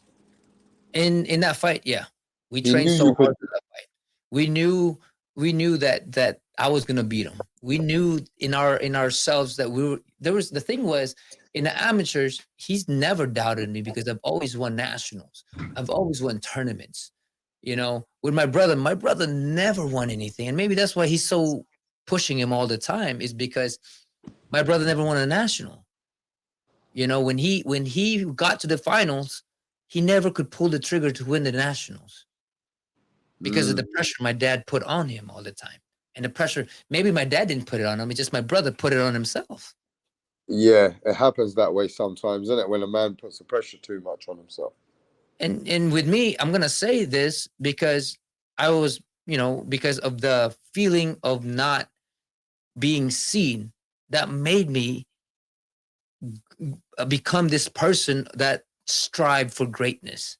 And I'm grateful for that. And that's why he cannot contest me that he treated us equally, or else we would have been the same.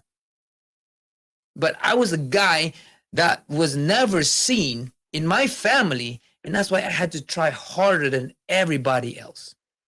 And this is why I became champion, national champion in the past, and then became world champion and a multi-divisional champion, because I brought that up with me as I grew up, and I'm grateful for that.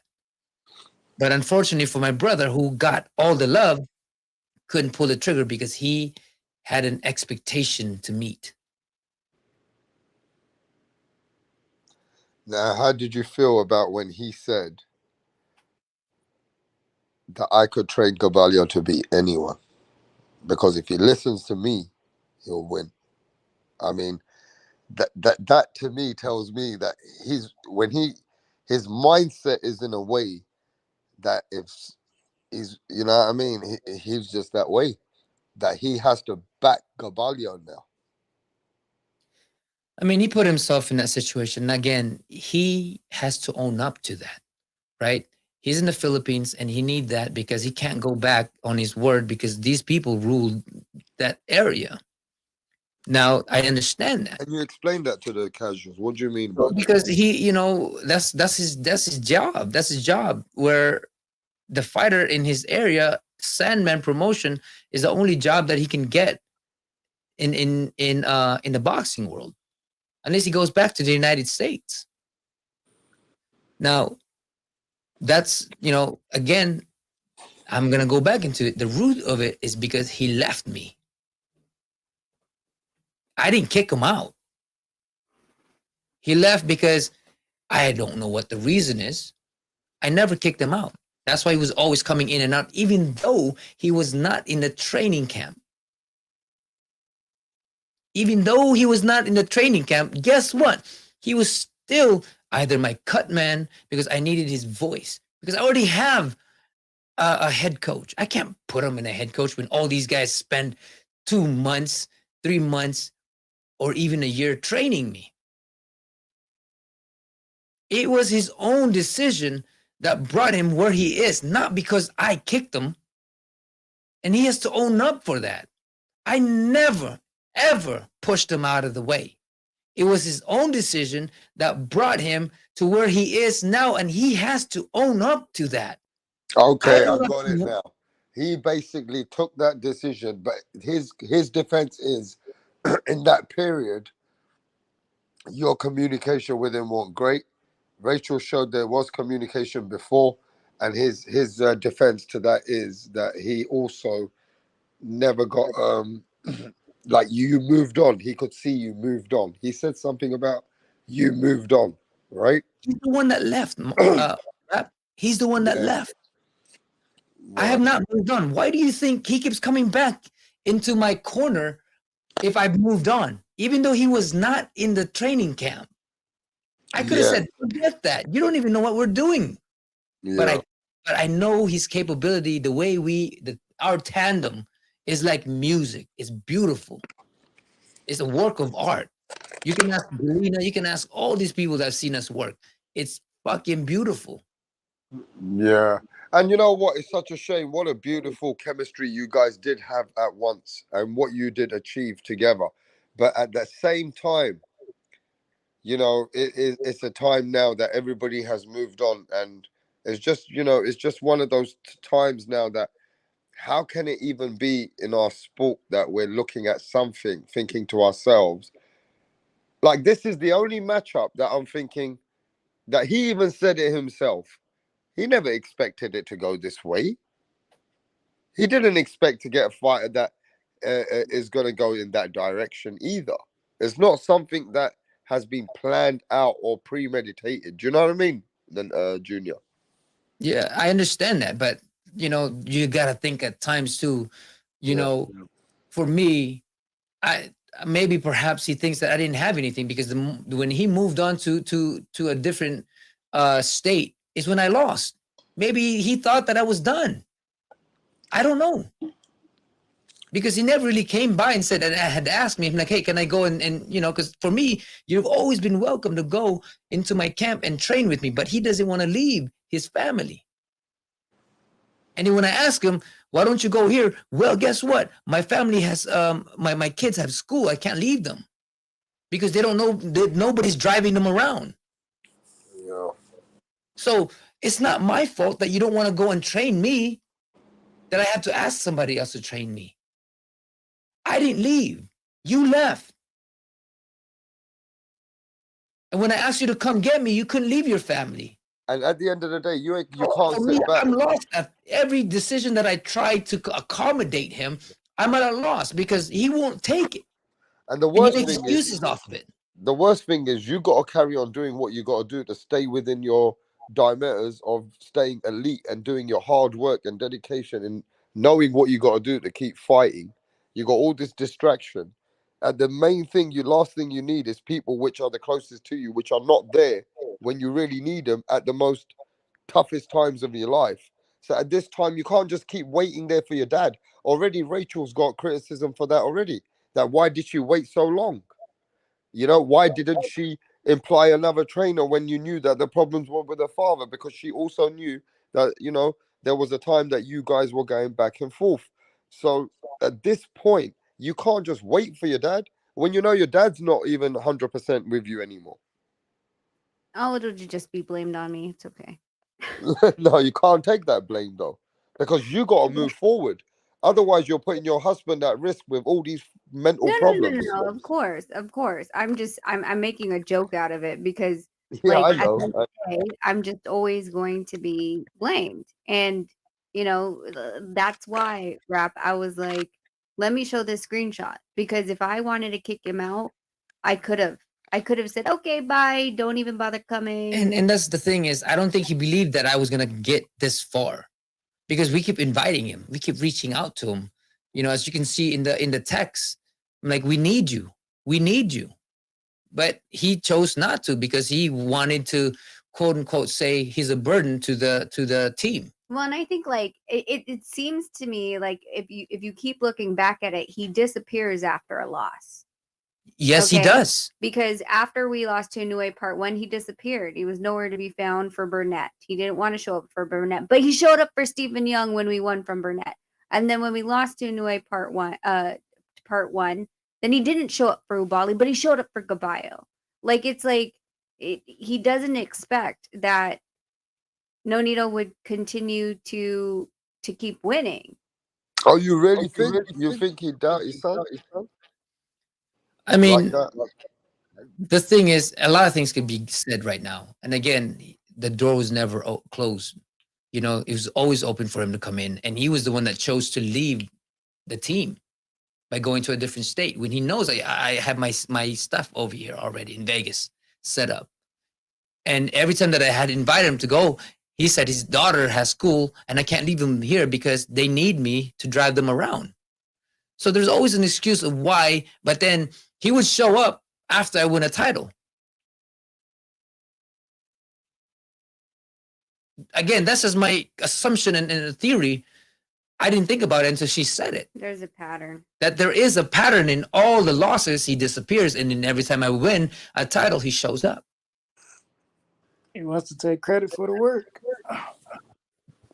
I don't know what it is, man. You know, like, look, I love my dad, and now this is outside of boxing. You know, and it hurts me to hear what he has to say, but you know what? I'm a man, and I know what I'm gonna do, and it makes me better to see that because I would never do that for my kids.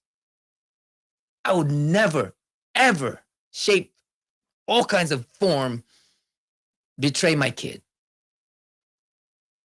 And I'm learning it from him, because I see it, what I don't want.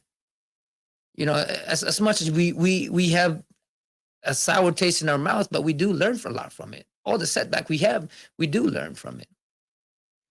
It just sucks that I have to live through it. And this is why, for me, I'm blessed to have what I have in my life because I've always been good to people. And this is why I always preach of positivity in life, because I don't have what I want in life, I don't get. I've always, why do you think I got into boxing in the first place? Because I wanted my dad's love.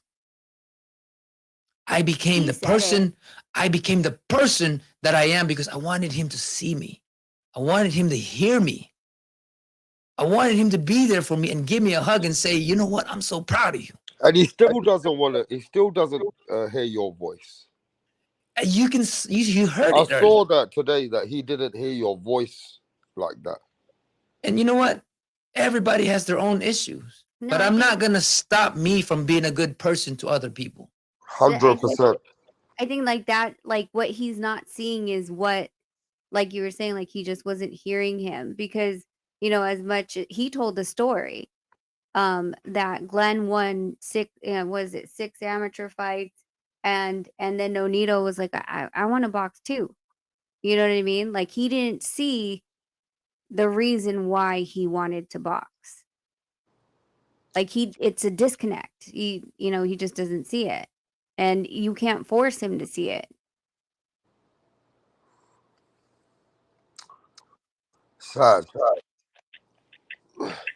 And at the same time, I feel that he and Nonito was trying to tell him and he just wasn't acknowledging. It just feels like a bit of a disconnect. And, you know, at this point, he's moved on with his life. Have you guys now got to move on with your life? In meaning that, who is the trainer now? The game's over now. There ain't no senior and junior anymore. And wait. It might change. I don't know if it will change. But right now, he told me he can't leave Gavalio now. He can't. Mm-hmm. So senior and juniors officially, can I honestly say on Rapstar Boxing Knowledge, it's officially finished in that training combo anymore. One thing that I have with me is I'm not going to rely on him to be there for me anymore. Because as you can see in the text for the Inoue fight, he clearly did not want to be there. Regardless if Rach was begging him to be there for me, how much I need him for this fight. And yet he chose not to. In this regard, our effort of putting this fight. Yeah, I don't know what to think, because right now I'm thinking, as a man, you just said this is business, and I love my son, but this is just business. But this is business that is very personal business, and I don't know if your relationship will ever be the same if this really does happen. I honestly don't like listen, I get what everybody's saying about, oh, he has a contract with Gabayo. Oh, he has a contract with Gabayo. I mean, last time and this is from, from all the ages of people who've had kids and and all that stuff. You protect your kids.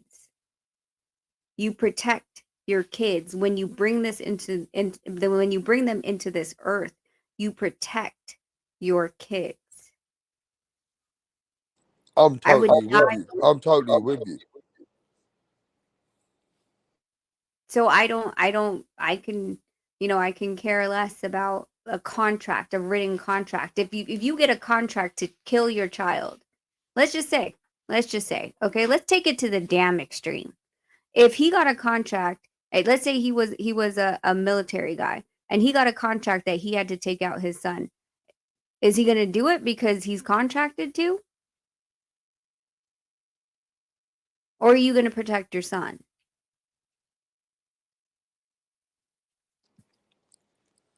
Now somebody is saying, I don't know who this guy is, Mendoza. You cannot understand punch drunk boxing. He has a contract. That is his job. What he can feed his family, and He's also nobody else will give him a contract, huh? Yeah, he's he's a a troll. troll. All these guys are These coming guys in here. only came here because of Senior. I'm telling you right So now. All Senior's these got guys, that many people in Philippines who know him like that? when you talk about our family, Well, these guys are Sean Gibbons guys. yeah, they're all So they're my dad is with Sean Gibbons because he's with Sandman. Yep. Okay. So let's keep it real for the people who don't know. Nonito's Donaire works with Sandman. Sandman's connected to Sean Gibbons. Sean Gibbons and the people around there have had beef with Rachel, and they don't really like Nonito and Rachel in some way. There's some kind of a friction. So this is what we're hearing. Yeah, that's pretty much why, like if you notice, the entire chat's about me. It's about Rachel this, Rachel that, Rachel this, Rachel that. It's not really about it because I'm the one that goes against Sean Gibbons. It's not really about this whole thing. It's about like putting me down the whole time. So, it's for me. I'm just like whatever. Y'all they follow, which is good. So you're getting the viewership. And I mean they do this all the time. It's actually kind of hilarious. Oh, so this is what used to happen to you guys in the Philippines, YouTube, when you used to do a lot of broadcast for that side. This is why we left Philippine YouTube, because of this BS. Because this specifically this. They're So very. what is it with the Filipino fans? They want to see their own people down. What's going on? That's why there's called a crab mentality, rap. And a crab mentality is when you put a crab in a bucket, guess what? They're pulling each other down. That's why they call it crab mentality, because Filipinos have crab mentalities. And it's unfortunate. And this is why I always spread the news of positivity, that wherever you come from, you can reach as long as you want it. But unfortunately, there's too many crab mentalities in the Philippines. Yeah. Is these people in the comment section like retarded for real? Like they're very they retarded. are. They're all what the hell are retarded. you talking about? He got a contract. Like who has a long-term trainer contract? Wait, Punch. You've seen boxing contracts, right? Have you ever actually seen a trainer contract? Like, what the fuck these people? Who fed him? Hey, in the chat, who fed you this BS about trainer contract? Look out of here.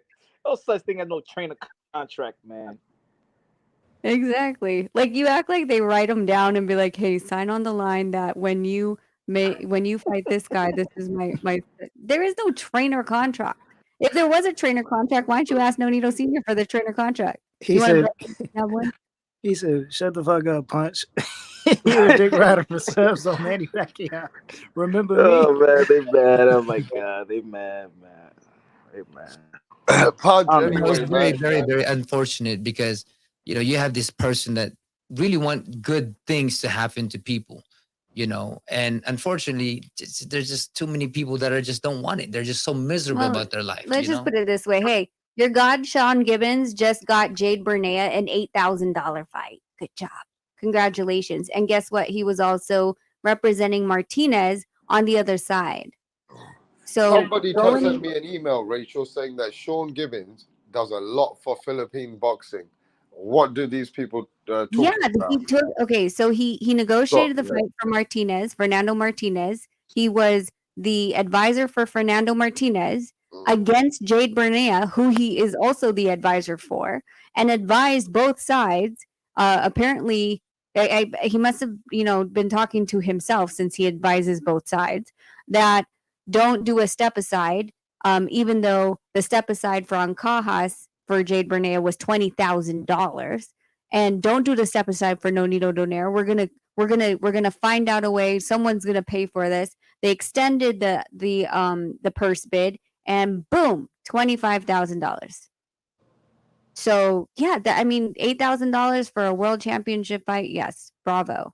$8,000 when Jade Bernea has a promotion that isn't connected, which means 30% out, then another 30%, 30% out to the promoter that he has, then the 10% for the trainer, and also he is here in Las Vegas, and that training expense is going to be a doozy. So he basically is going to end up paying them for him to fight. Yes, I did help out Filipino fighters. Why don't you ask Marlon Tapales, who was living in my house? Well, then he just had a fighter Saturday on the was it Saturday? He just had a fighter Saturday on the DAZN card, right? The guy who fought Laywood. Nonito said, sorry, I got to correct it. It wasn't Nonito. It wasn't Marlon's fault. It was who was the fighter that was staying at my house was not Marlon. It was actually Jobert, right? Jobert was the one who was a couple guys that my dad had, and they all stayed at our house. So yes, did help Filipinos. Also helped Zigores when he got knocked out. Gave him money when we didn't need to. The list can go on. Y'all are just you're sad. I'm done with you guys. Anyways, let's continue. Sorry, panel. What was your question? Hello? Oh no, I was saying not to hurt the people's feeling in the chat, but shout out to Sean Gibbons. But also, you know why he probably get fighters in the Philippines? Because they coming cheap. Well, because they're very gullible as well. Manipulated. Very easily manipulated. Yes. Yeah, I just saw Sean Gibbons. Wasn't he? He was in the corner during the Lara fight, right? After the Lara fight. I didn't watch that fight. I think versus Laywood. Yeah, I think I saw him. I think so. He's all over the place. He knows. He's literally all over the place. Like it's crazy. Like he's supposed to be the president of MP Promotions, and yet he's all over the place. Also, I have the paperwork that says that he's not the president of MP Promotions, but Yeah, these people are just very, very sad. Prove it? You want me to prove it? You want me to prove that he's not the MP Promotion president? I can bring it up right now. Y'all gonna be sad as shit. They're idiots. They're a bunch of idiots. Okay, I'll put it they're on. the crab mentality. That's a true essence of crab mentality right there. They like to pull their own people down. That's the fucking traitors of the Filipino. They call themselves Filipino, but they are the crab who are always trying to pull everybody down. But then they'll claim Nicole's especially in this matter that it's actually between you and your dad. It's not really like a Filipino thing, right? Right. And they and they still don't know how to, like, man, trolling could go. Y'all could go to vacation. You know what I'm saying? Trolling needs a break. You know, but this between a father and a son is deeper than that. It's more serious than that. You know, so anybody could be like, oh, but he's got a contract. Man, fuck your contract. Fuck anything. Fuck any commitment.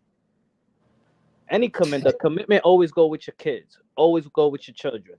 That always go with family. That's See, exactly. These are the people that will tell their kids what to do, and they need to do whatever they need to do. They will never listen to their fucking kids. Oh god. And they live a happy life. I'm so about to piss people off. I can't believe that many trolls have come here. I don't even think it pisses them off. They're just looking to antagonize. To be fair with you, after today's talk, whether you like it or not, they're gonna make Rachel look bad in the Philippines. Here you go. Here you go. Wrap one more screen share. I promise I won't do. I'll stop. They're so antagonistic. They're antagonistic. Okay. Is it screen share now? What does it say? MP Promotions and Events, right? All right. Let's go all the way down to page 4. I don't see Sean Gibbons. There is no Sean Gibbons in there. So that sucks. Anywho, I told you don't ask me. Don't, not to, I'm Filipino, and there's a lot of good Filipinos out there, but there's also a lot of crab Filipinos out there. Crabs. It's literally called the crab mentality. Yeah, they call it the crab mentality. Are they like this in person? No. Oh, they're pussies in the person. They'll fucking look down. They're fucking pussies. Well, I mean, look at the guy that that had that face off with Nonito during the Casemiro thing. He was like, "Come on, champ!" Like, they're a bunch of fucking pussies. They're fucking keyboards warriors. They're just fucking pussies. That's it.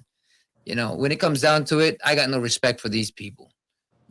I wish them the best because I always do that to everybody else. That's just my nature.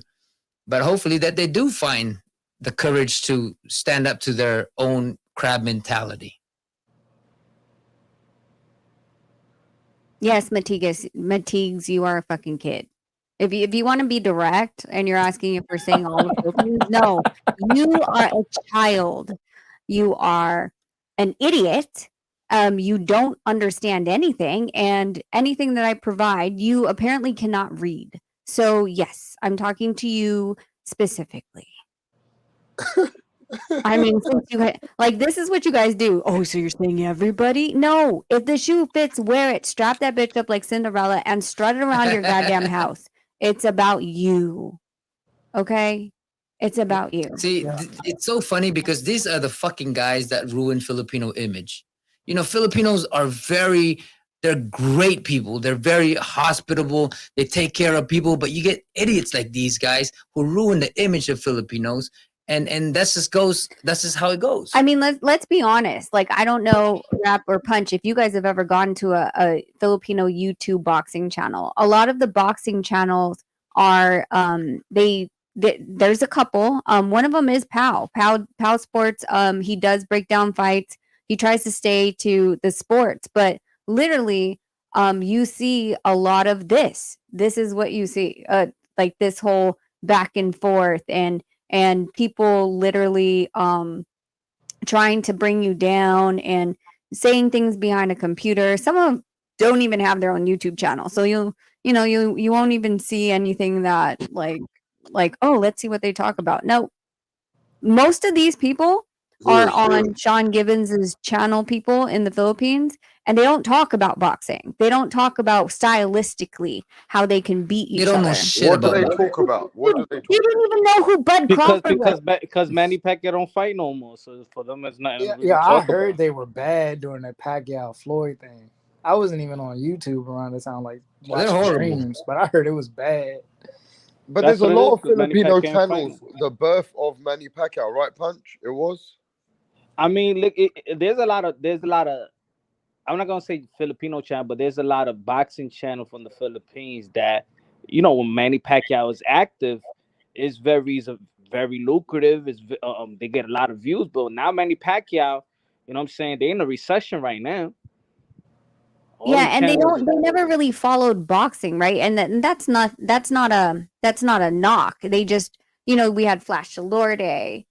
We had, who was it before Flash Lorde? Or who was I after? mean, We had Peñalosas, and then we had Pacquiao. But when it came I mean, to, the very beginning was Pancho Villa, and then Elorde, yeah, so and all these other guys. So a And lot then of the after that- things was because of the fact that, with Pacquiao, they only knew the opponent because he's fighting him, but they weren't actual boxing fans. You don't know They anything didn't know about who boxing. Ugas was. They were like, They didn't know who Ugas was. They didn't know who Crawford was. They didn't know Boots. They don't know nobody. Damn, they're coming They're to just you next. trolling. That's what they're doing, is just trolling. They're coming to It makes Filipino look bad because they look like a bunch of fucking idiots. When Filipinos are very intelligent and they speak English, but apparently these guys, they're kind of crust. Yeah, I think a coach got that. That's almost like remember when Chavez and Oscar de la Hoya, it became like a Mexican versus Chicano. If you're the fake Mexican and real Mexican fighting, and there was like that tension. The same thing happened with Fernando Vargas and Oscar de la Hoya. They consider Fernando Vargas the pure Mexican. The Mexicans. You know what I'm saying? Yeah. I think every culture does have that. One people that spoils the bunch, the other people that that's proud and represent the culture, and for everybody to see how the culture is and stuff like that. So there's always bad apples. Yeah, the bad apple is Matigs right in the chat, who's been saying, "Oh, do you really want me to come up to the panel? Stop threatening me with a good time, bro. We know you ain't got to come up." Jesus, like, and then like people are like, "Oh well, we're not all." Of course, you're not all bad. I'm talking to a specific person in the channel. So if the shoe fits, wear it. If it doesn't apply. Let it fly. That's all it is. No, but I will say this, Nonito, Donaire, I must say that I gotta admire you as well, in a way that you gotta remember this. This is your father, but at the same time, your wife's getting disrespected.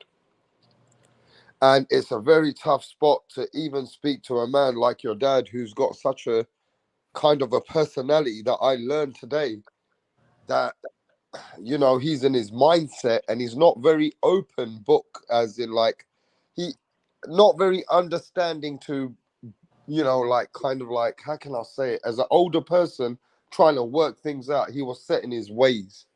So yeah, man, that did feel a certain way. It felt a little bit like, how, for you, how to really see that in the world and people watching that. You know what I mean? It must piss you off, brother.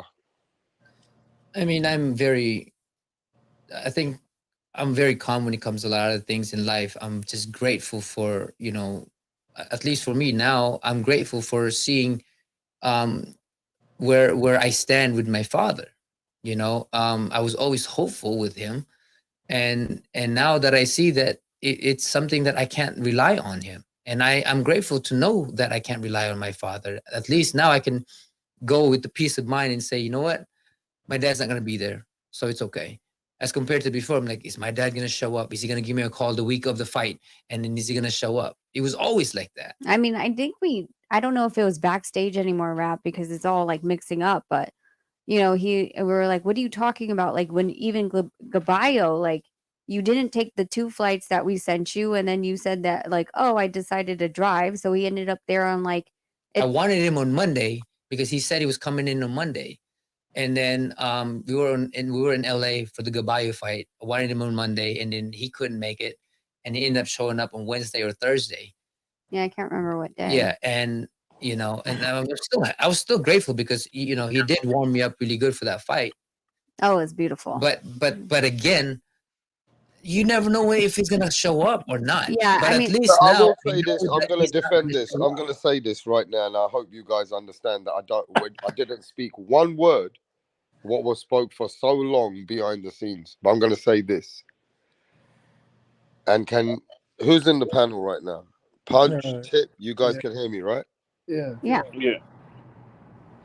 When I said, how can we embrace this? Nonito, Donaire, and Rachel, they didn't say nothing. They were like even trying to see if he wants to come back. Like if he wants to, maybe they can work something out. You understand, Punch? Yeah. Yeah. But Senior, you know what you said? It's too late now. What? It's too late. Because the way Senior is now connected to Gabalio, if he leaves him, it's a disrespect on him, and he feels like people will not give him work. So even if Nonito never closed the doors, Senior already took his position. Does that make sense to you now?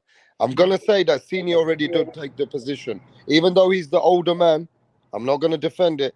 He already took the position. He told me, he goes, "I'm not backing off. I'm already there now." Now I know it sounds bad. It sounds a bit evil. I know I heard what you said, Punch, but he had his explanations. And at the end of the day, he can't back off now. He's given his word. And he told me at 65 years old, my word is my word. So at the end of the day, he's the first one who's took the stand, not even Nonito. So now I would say this, Nonito better go fucking do what he got to do. Apparently, I'm going to his back word- Nonito now. I'm going to back him now. He got to do what he got to do. Do not judge Nonito on this. His dad is the first man to take the stand. I could only go by, of course, That's all I'm saying. what we all listened to on the panel. I also, he also, I mean, I forgot what I was gonna say, man. Go ahead, I forgot what I was gonna All say. I'm going to say is I don't blame Nonito Donaire now for fighting anybody, because it's not like he made these calls. It's not like he's made his dad's decisions. He's got to do what he's got to do at his age to maximize his career. And he's not going to refuse any fight. So This is what I was gonna say. But in this way, though, I can't blame Nonito taking any stand now. But on the panel as well, he said that Nonito told his dad, I will help him get fighters here too. So even if he not if he says, I won't work with Caballo, Nonito told him that he will help him get fighters here, that he could do that. So In Vegas. Yeah. does he trust his son that he could help him out with other fighters? Or I mean, literally right now, Punch, like I'm not going to say the name because we haven't completely worked it out. But, first there was Dylan and Devin Price, right? The ones that we went to Philly. And then Jesse. And then in addition to, what was it, yesterday or 2 days ago, Nonito said, hey, remember this boxer we met, blah, blah, blah, blah. And I was like, yeah. And he goes, his manager reached out to me, wants to know if he can come out and train with us.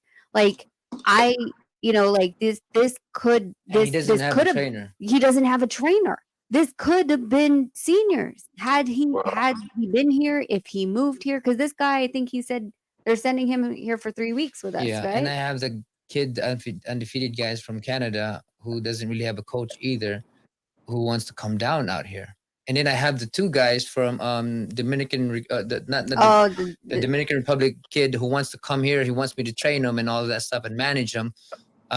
He's also interested in, So there's a lot of people that are reaching out to us, and I had told my dad, just be patient.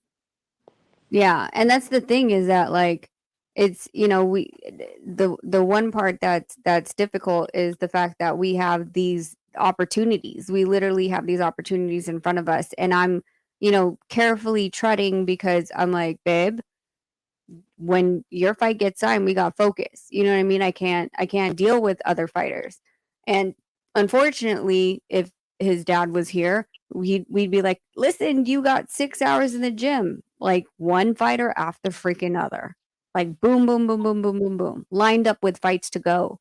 And they don't have trainers. I don't know why they're here in the US without trainers, but they don't have them. maybe because they don't got trainers contracts.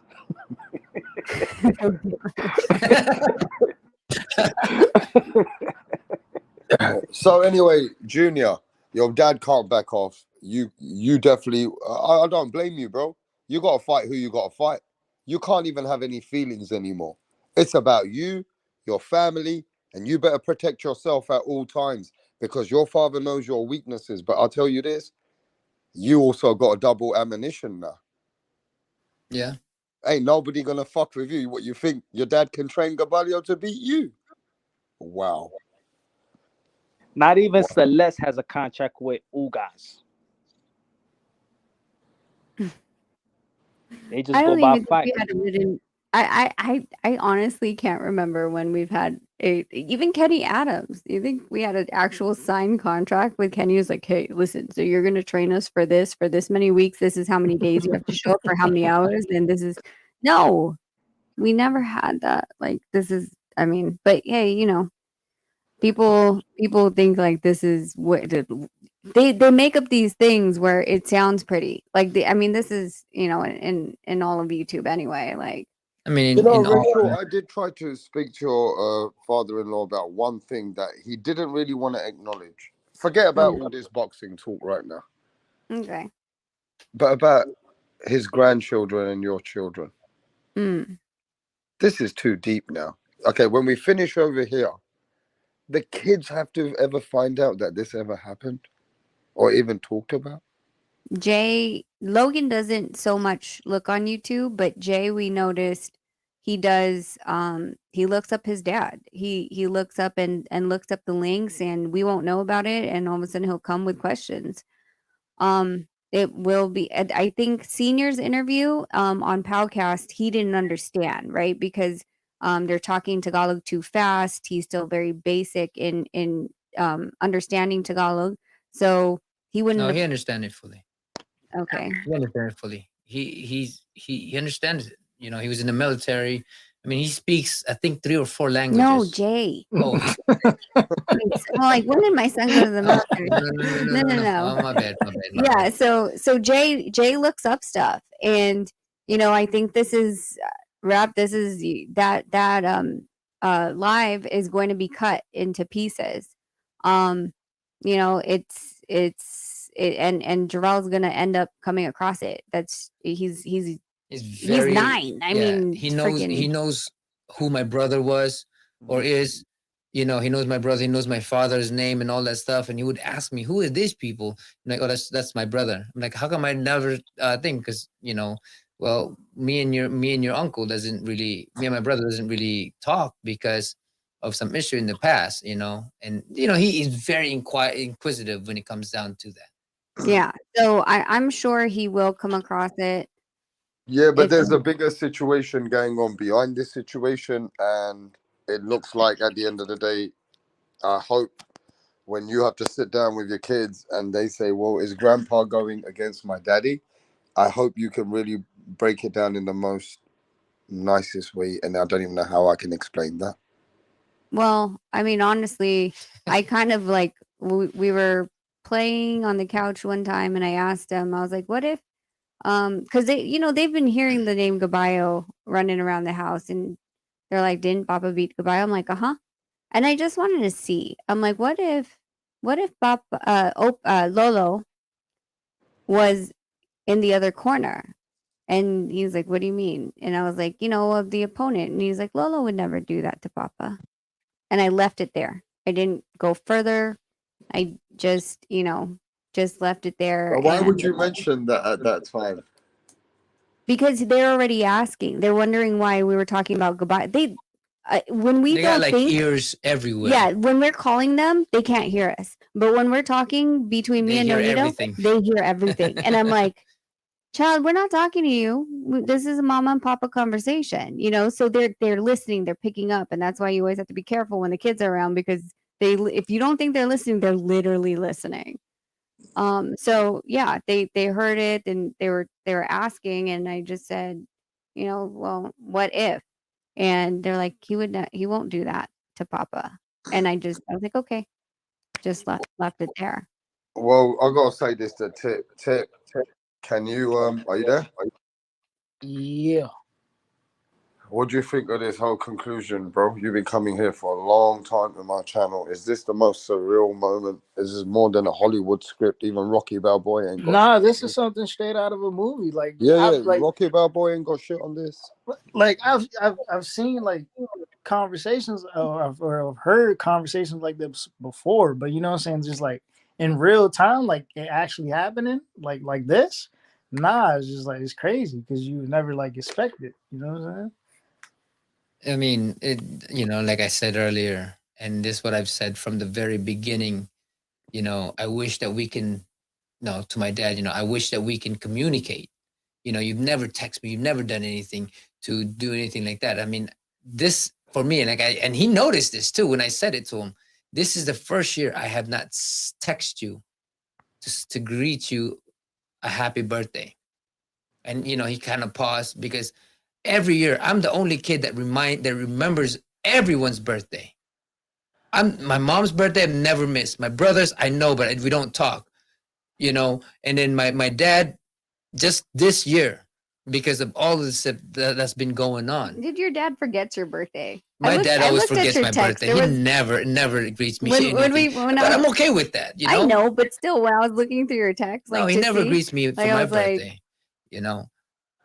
And it is because somebody told him if he does. But I mean, that's not something that I go into details or anything like that. It doesn't matter to me.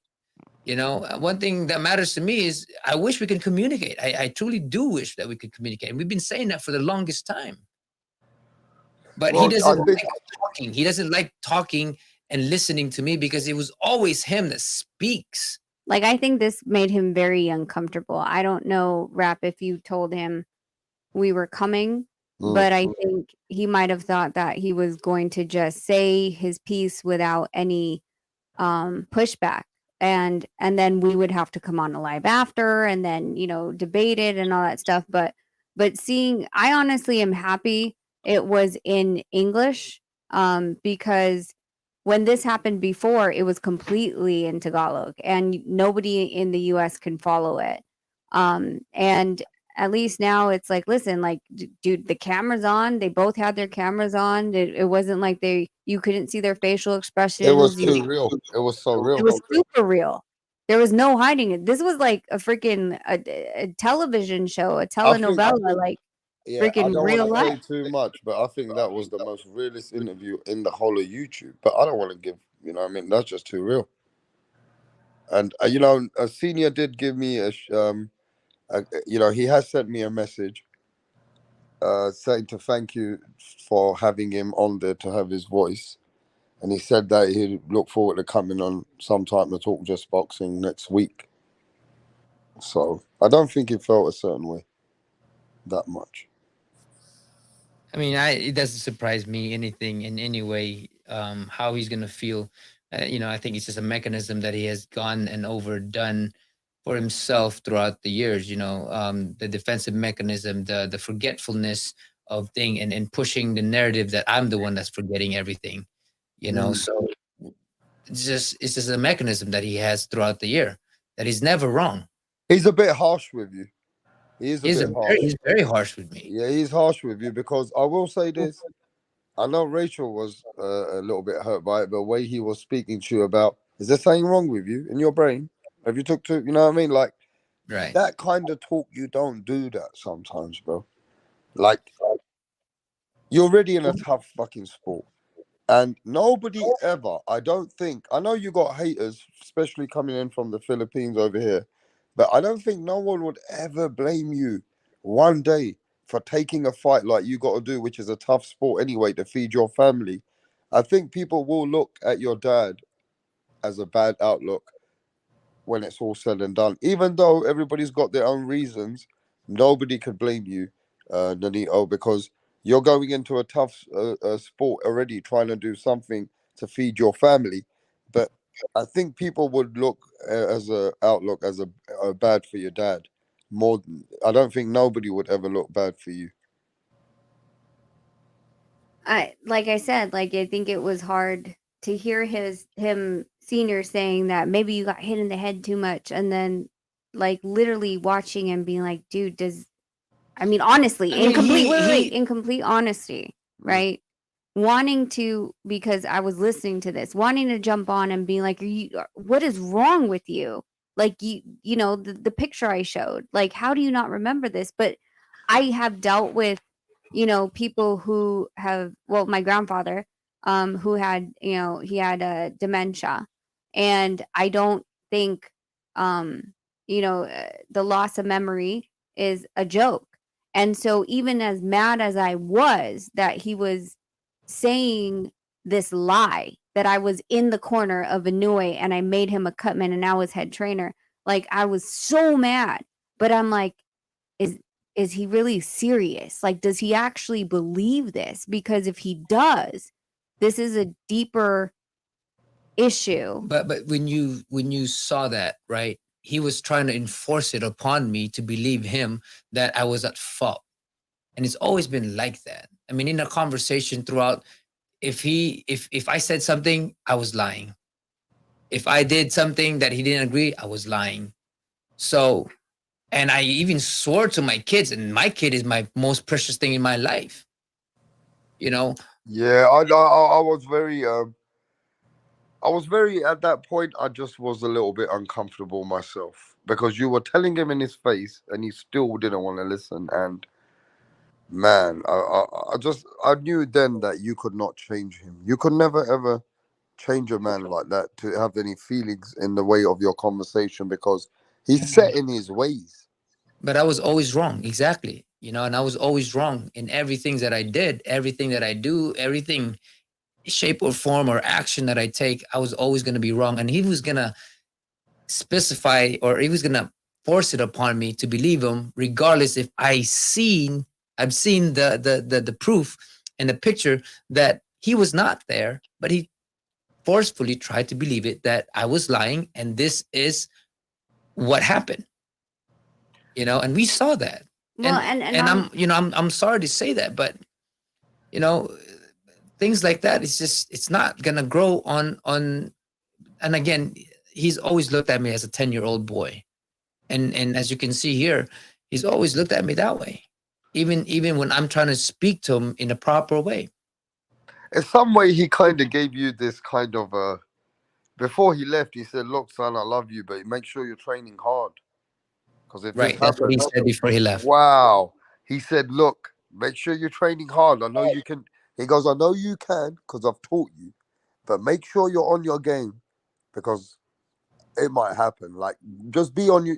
He's just like trying to tell you, "Look, just I love you, but it is what it is." And this is the most surreal moment in life that I'd ever think I would ever see, that a father tells his son, "Before I go, I love you. It is business, but make sure you train hard." And wow, I mean, at that point, I said to myself, "Does Senior know what he's talking about? That's it. That you leaving a rock in Nonito's life with yourself. That basically, that's it. It's chosen that way now. That there is nothing else to talk about. That tells me that Nonito is his own man. He's his full. You're your own man. You're not your father's shadow that way no more, bro. You are your own man all the way now." I mean, from the beginning, when we split the first time, he was training this kid named Marvin Sonsona, Yeah. and he always wanted to prove me wrong, because he created me supposedly, right? And he wanted me to not be successful without him. And so he was trying to, and then I was reaching the height of my career, world champions, knockout of the year, fighter of the year, and he couldn't believe that. Yeah, we were supposed to. He had said that Marvin Sonsona was ready for junior. I don't remember what year it was, but Well, like that's what I'm saying. Like I'm not. For me, I'm never shocked. I said this the other night with you. I'm not shocked anymore. I'm just disappointed. yeah, this is too much now, to the point where you guys really now have no way to look at Senior anymore, and you can't even think about uh, anything with Senior now. You really guys have got to get your own. You really guys have moved forward anyway. You already did move forward because you were already looking for a trainer. You're already looking for assistant trainer. So it's not like you already never moved forward a while ago. You already knew. If I'm not mistaken, Rachel, you already knew it was come to an end, if I'm not sure.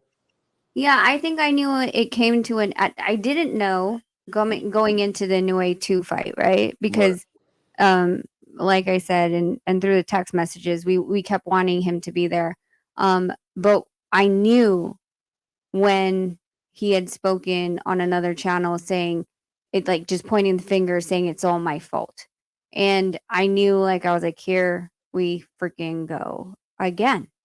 I was like, and so I knew, like, I wasn't, at that point, there was no phone calls anymore. There was no texts. There was nothing. It was dead silent. And so I knew that there was something that he was holding, and you didn't have to really dissect it too much to know that there was an issue that he was not saying for, what was going on in his head. Like his reality was different from reality. Yeah. I just think at the end of this, no matter what way we dice it down now, Rachel, it is what it is. And we want to. I know you probably behind the scenes are hoping it doesn't come to this, but the boxing world knows now if this fight ever occurs, it's going to be father versus son in the other side, and it's for your family. Mm-hmm. It is I what it know. is. It is what it is, and we're not going to deny it. We're not going to sit here and say it's not that. It is that. It has become that, Rachel.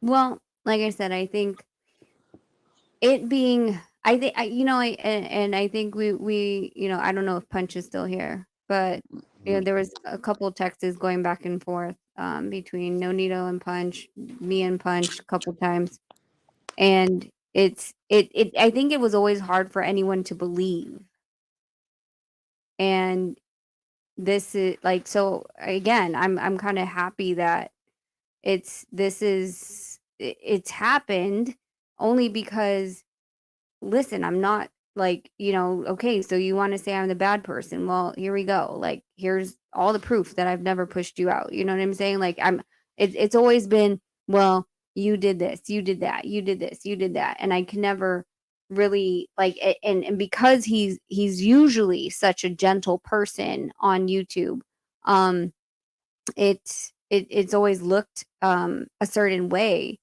but at the end of the day, like, he said what he said. He there I there It's not like I'm putting words in the mouth. I'm not This wasn't a behind the scenes conversation. This wasn't a phone call. Everyone saw what they saw, and they're going to decipher how they feel about it from the horse's mouth, literally. Yeah, man, such a surreal moment, and I just can't believe it. As we've been talking about it, it has been very surreal, and I can't believe how everything we said is exactly how the father came here and certified it. He stamped it. He certified it. So at this point, it wasn't what we were hearing in the Filipino channels.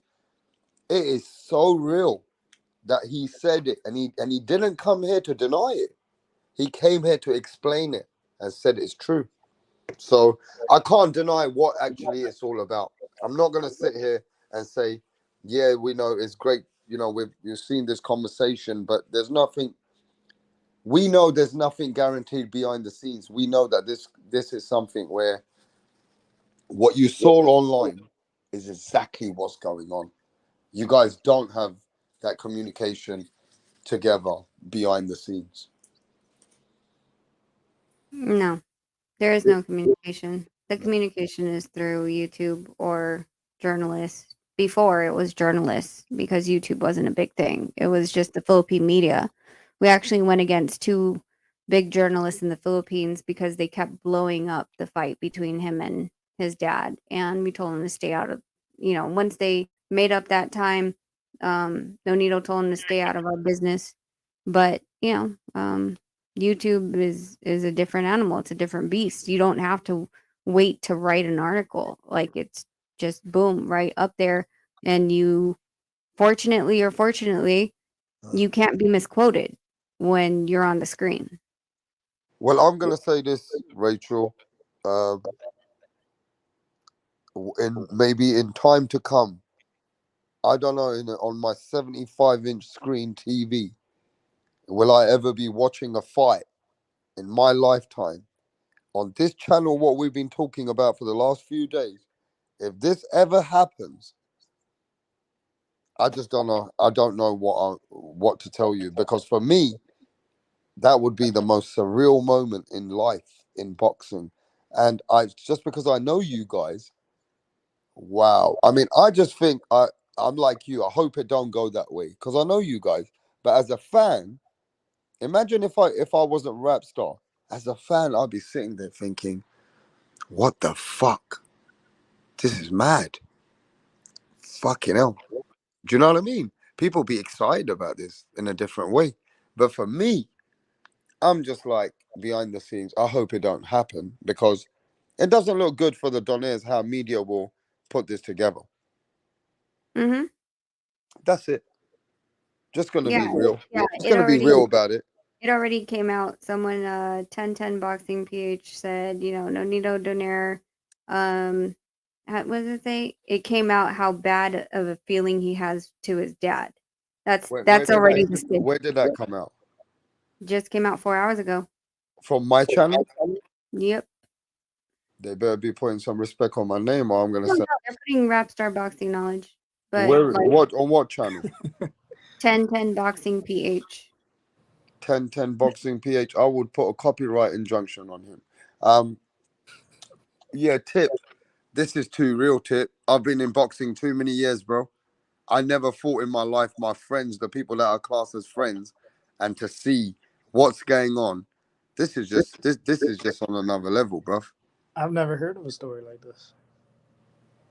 Yeah, so I can only see that I gotta think what Rachel's gotta take in place, knowing that how the world will portray this, and not to mention how she's a mother still of her kids, and she has to keep the respect still where hopefully media don't turn this around on their family. You know Oh, what's crazy? I don't think you guys will actually meet, like have Nonito and his dad like going against each other. But I'm pretty sure, like further on down the line, we're gonna have an actual father training a fighter against his son. I feel like that will happen soon in the sport of boxing. I don't know if that would happen, but that's just a crazy situation. Yeah, but Rachel, you were gonna say, I hope they haven't turned it around on your family, or they're gonna constantly turn this around. It's probably gonna get blown over. they'll constantly turn it around. Like I said, like I think tomorrow I'm what we're gonna go, well, depending on if we're too tired or what, but we'll go live when we go live like normal. Yes. But at the same time, like I'm not gonna let this. No. I'm gonna tell you right now, Rap. I'm gonna take some of your audio. Yes. But I'm just gonna say like here's a screenshot. I didn't try to. I'm tired of being this person that is. It's her fault. It's her fault. It's her fault. For since 2007, it's my fault. Okay, well, I'm going to defend myself at least to a respectfully. This is the picture of Inouye Part 1 that you said I was at. This was, the text messages that I'm begging you to come here. What do you like? I don't know what your issue is, but you're not going to keep painting me as the bad person. Not Well, after this many years. I get you, and you can take the clip and audio. You're more than welcome. But anybody else, I'm gonna sue them for copyright injunction on my stuff. I'm only joking. I mean, you can take what you want though, and say what you gotta say. This is all about you. But hey, champ, I'm gonna say this, Nonito. You've already defined all the odds. People were already against you in the beginning. You were never the chosen one. So at this point, this ain't gonna change nothing for you, does it? No, no. For me, where I stand is where I'm grateful for in my life. Yeah. My wife, my kids, the people that support me. I'm freaking grateful for all the things, and this is why I always give back to people.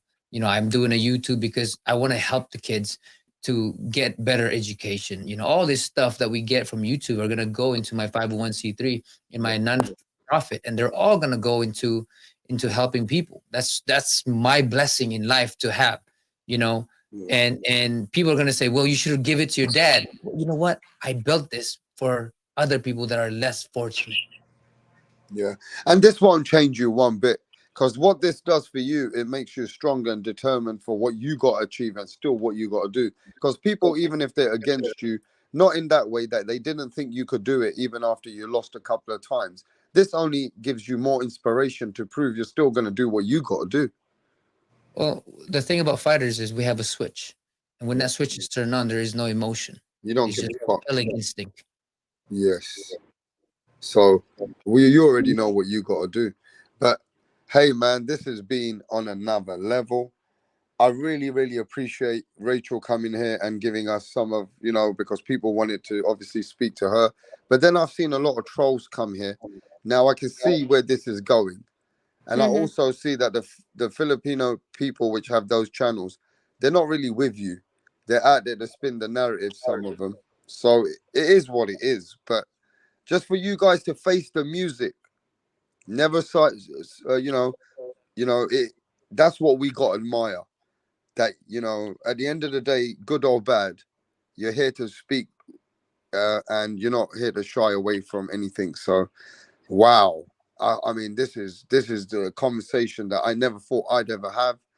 But it is what it is. It's happened. We're seeing it.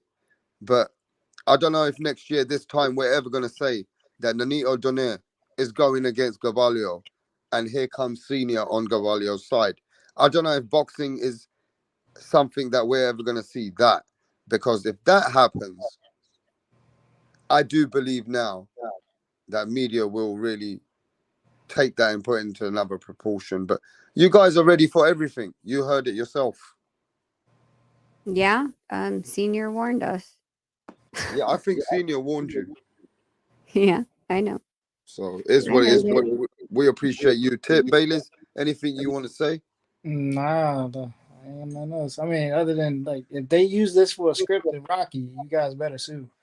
I mean, Right? this has got people gobsmacked. People are still gobsmacked. Actually, Rap, there's somebody that is doing a live in like 2 hours about this.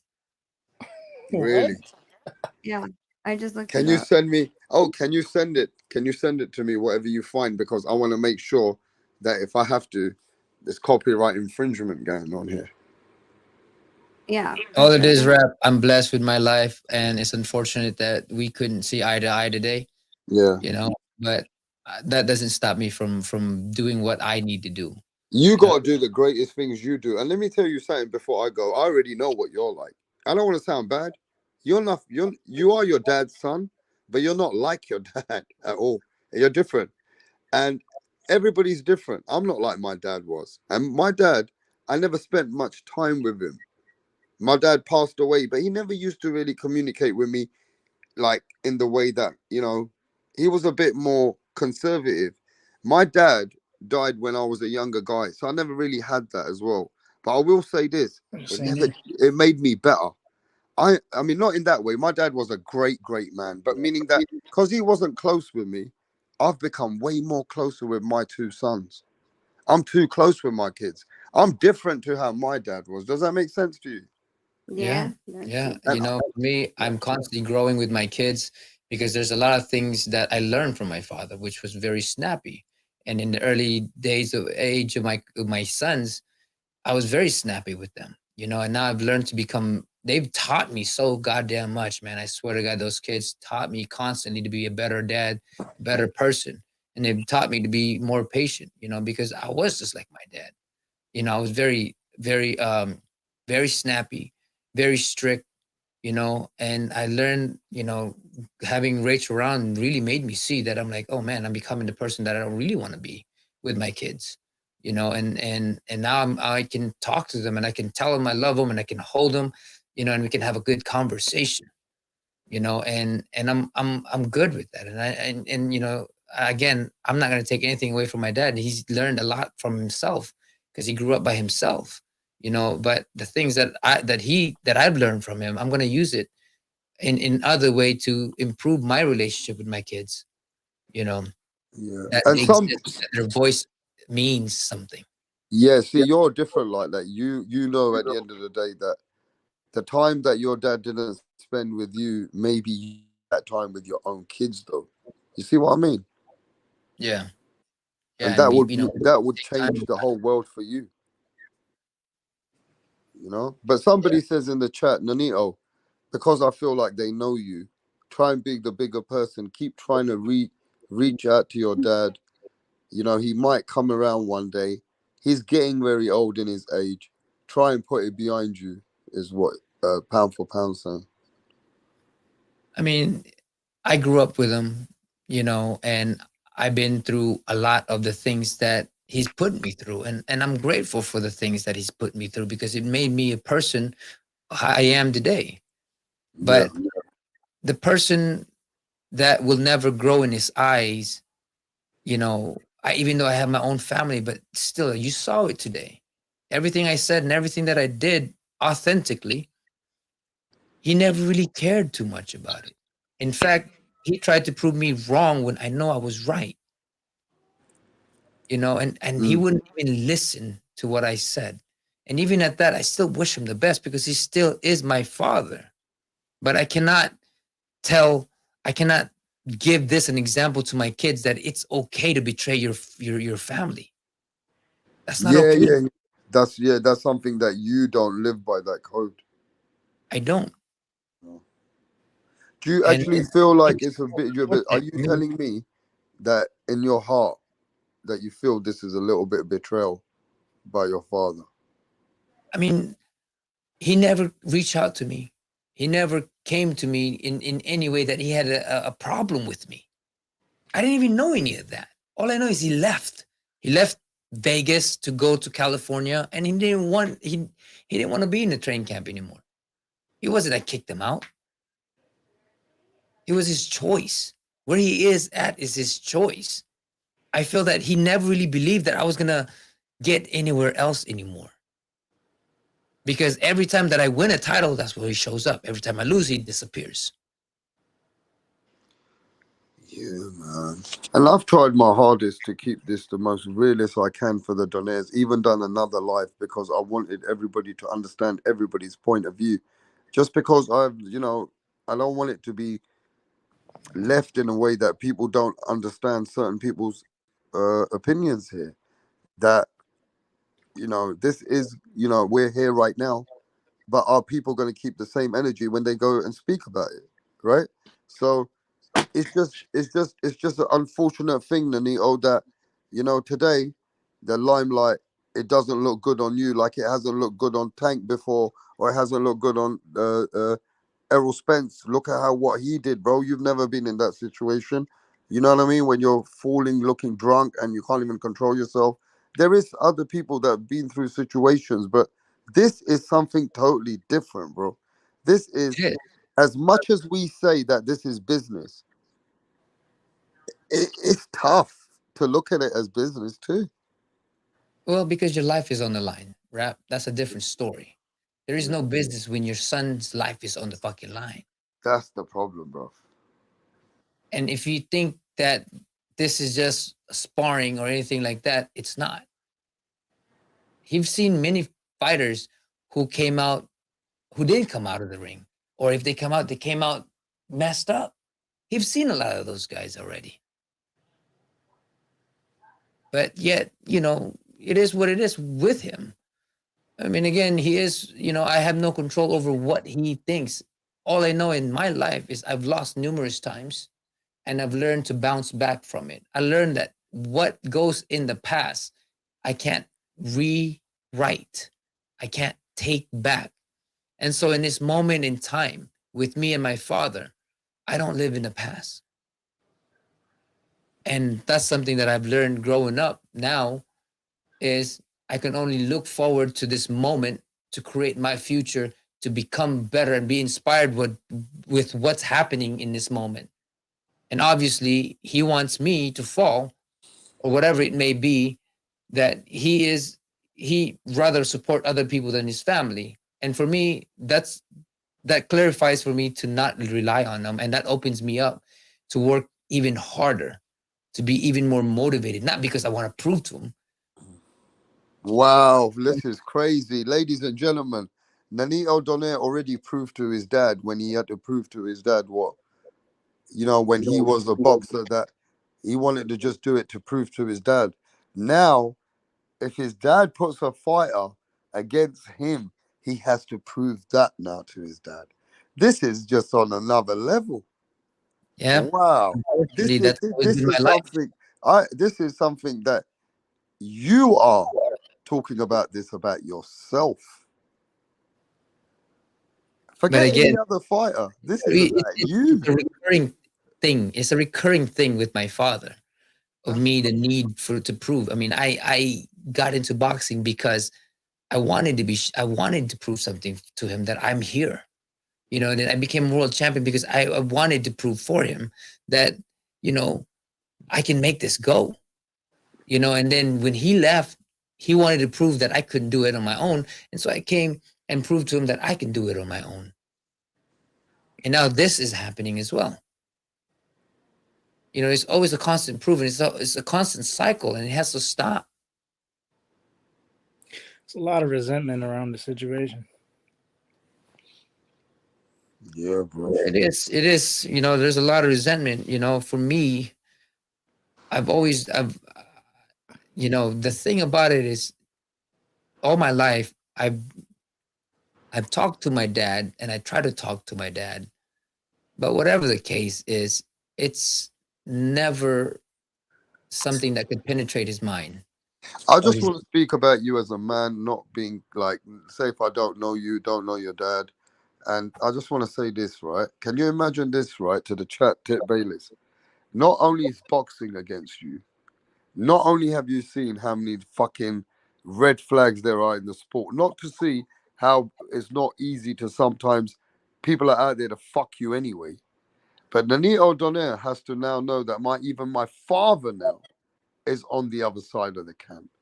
Now that can only mean something else to Nonito. When he closes this live and closes the door, I can only imagine how Nonito Donaire now is coming in and thinking about the sport and the world. His own dad is unfortunately in the other side of the camp. How the fuck does that feel for a man? It's tough, man. Like, especially for certain fighters that are just brought up into this sport from being young. You know what I'm saying? Like, you don't have a lot of those guys really don't have that many friends. And you know what I'm saying? Like, most See, people You're I have don't already in have an family. any friends. isolated It's the sport. crazy thing is, You're already in an isolated sport. This is an isolated sport. you gotta sacrifice. I mean, again, growing up, we didn't get to go to our dances in school, or got to hang out outside of or in the mall to hang out with our friends. There was no such things. It was go to school, go run in the morning, go to school, and then go rest, and then go to the gym, do your homework, go to sleep, go back to running in the morning. It was a cycle. I didn't have friends. Fuck, Nonito, your training in your mind soon. It's on another level, bro. You're going in like people are out there to kill you. Not saying that in your dad, but your mindset is on another level now. Like everything's against you, bro. It's turned out that way, Nonito. But everything else is for me, though, man. That's the But thing. everything else is for you. Yes, and that's the beauty of life, is that sometimes you don't get to get all that stuff, but you gotta appreciate what you have. And that's why I always tell everybody, just appreciate it, regardless of what happens in life. Sometimes it may not stay that way, and if it does, just be grateful for the moment that you have something to be grateful for. Growing up, I didn't have any fucking food. Growing up, I didn't have shit. Now I can have any food that I want, and I'm grateful for that. I can provide my kids anything that they want. I couldn't have any of that stuff. And this is something that I am so blessed with. And this is why, no matter how bad life can get, even when I'm losing in that way, in New Way, I still had a smile on my face because I was still alive. I'm still grateful for what I have. and there's always tomorrow to make things better. But bro, when it's all said and done, you're already a legend. You're walking Hall of Famer, multi-weight world champion. Who the fuck you want to prove anything more to anyway? You're doing this for yourself. This I is am the doing this for myself. The thing about it is, even with my dad coming in there, it's nothing for me to prove to him anymore. I've done what he couldn't get me to. And for me, this is me doing what I set myself on and becoming undisputed. That's it. There's nothing that can derail me in that mindset, regardless of my dad's opposition. Wow. Wow. That's it though, Nonito. The story begins, my brother. It is that story and it's about you. And you know what? I gotta say this. Respect to all of you. I just hope, when it's all said and done, that you and your father can kind of like embrace better than what we've seen. Watch rap. I may not get along with my dad and stuff like that. We may never, ever get along. But one thing that I do know is that the project that we have right now will help out, will fucking help the Philippines out and many people that are in need. The project that we have is fucking tremendous. Not just the fucking Philippines, but the whole world. It's just a matter of time. And it's just a matter of getting it together. But the thing that we're doing with Rach and the company that we're dealing with is gonna change the whole Philippines. And regardless of all these crab mentality people, they're gonna see the goodness that I bring to the Philippines. Mark my word. Oh, so these people who doubt you today, who think you're like this and that, behind the scenes, you already know what means something to you. So people are not with you, but they'll see where you're going one day because you already have things in mind for the future. Well, the project that I have for the Philippines is enormous. It's enormous, and it's a thing that will bring the country into the first world rather than a third world country. They'll get to do something. They'll. I mean, just the thing that I'm bringing into the Philippines in the near future is amazing. Maybe we can talk about that in the future with you. We can talk about this after we're done. I mean, it's something that you'll be like, "What the fuck? That's amazing." Well, you watch. Yeah, I love to talk to you about those things in the future. But you know what, Nonito, man, I gotta always give you the love, the respect, and always appreciate how you come here and give everybody your reality, who you are. You don't hide behind your shadow. Even being with your dad, you didn't mind being a little bit embarrassed how he was going on, but you were just being who you are. So I'll give you that, man. And I gotta say, bro, we're with you. We know how it's gonna be, but if at the end of the day this decision ever happens, I'm with you in boxing, bro. At the end of the day, you gotta fight who's coming. You can't sit here and have any emotions. That's when you're gonna fuck your life up. That's right. Your life is over once you have emotions. That means you got weakness now. So that means now you already know what you gotta do. So I'm with you in boxing, bro. At the end of the day, it is what it is. It might look bad on Senior. It is what it is. But at the end of the day, we got to do what we got to do to feed our families. 100%. And the thing is, I don't take any blame from anything. It's just unfortunate that we have a different mindset. And I don't hate him in any shape or form or any type of thing. He's always going to be my father. Yeah. But I'm not just going to lay down and take it from him like I've always done when I was younger. No, you're a grown ass man now, bro. He's got his ways, you got your ways, and he even wished you the best. He said, "My son's a different man." He's like, but no, he's his own man now, and I know, I wish him the best. I love him. It is what it is. He's very hard headed. He's got hard love for you, but it is what it is, right? So it just is what it is. But Rachel, I really got to cut this one off, and I really appreciate you, Rachel. No, yeah. I was just actually going down through memory lane of all the text messages that me and Senior had. So, and Yeah, but I'm sure next week if he does turn up, I don't know if he'll ever, because I'm sure Senior probably watching a little clips that people send him right now. No. Like I was just saying that when you guys were talking, I was just reading, like when just verifying with myself that that communication line was always open. So, Yeah. But look, man, this was epic live for the people. But it is the most realest show that I've ever participated in. Is Rap Style Boxing Knowledge. So thanks for everybody who came in, and Tip Bayless. I'll catch you soon, brother. All right. Oh wait, is We can Rick? go to the back for a minute if you want to talk behind the scene for a sec. yeah, I was let's go going. to I was just But going to I'm ask, is gonna Rick Blazer I'm still gonna coming get tomorrow? out of here. But what was you well, I gonna don't say, Tip? think it's today. Nah, is Tip, Rick what still you coming saying? tomorrow? Huh? Is Rick still coming tomorrow? Man, Rick, we held back. This was too much exclusive over here, bro. We had to hold Rick back over here. You know what I'm saying?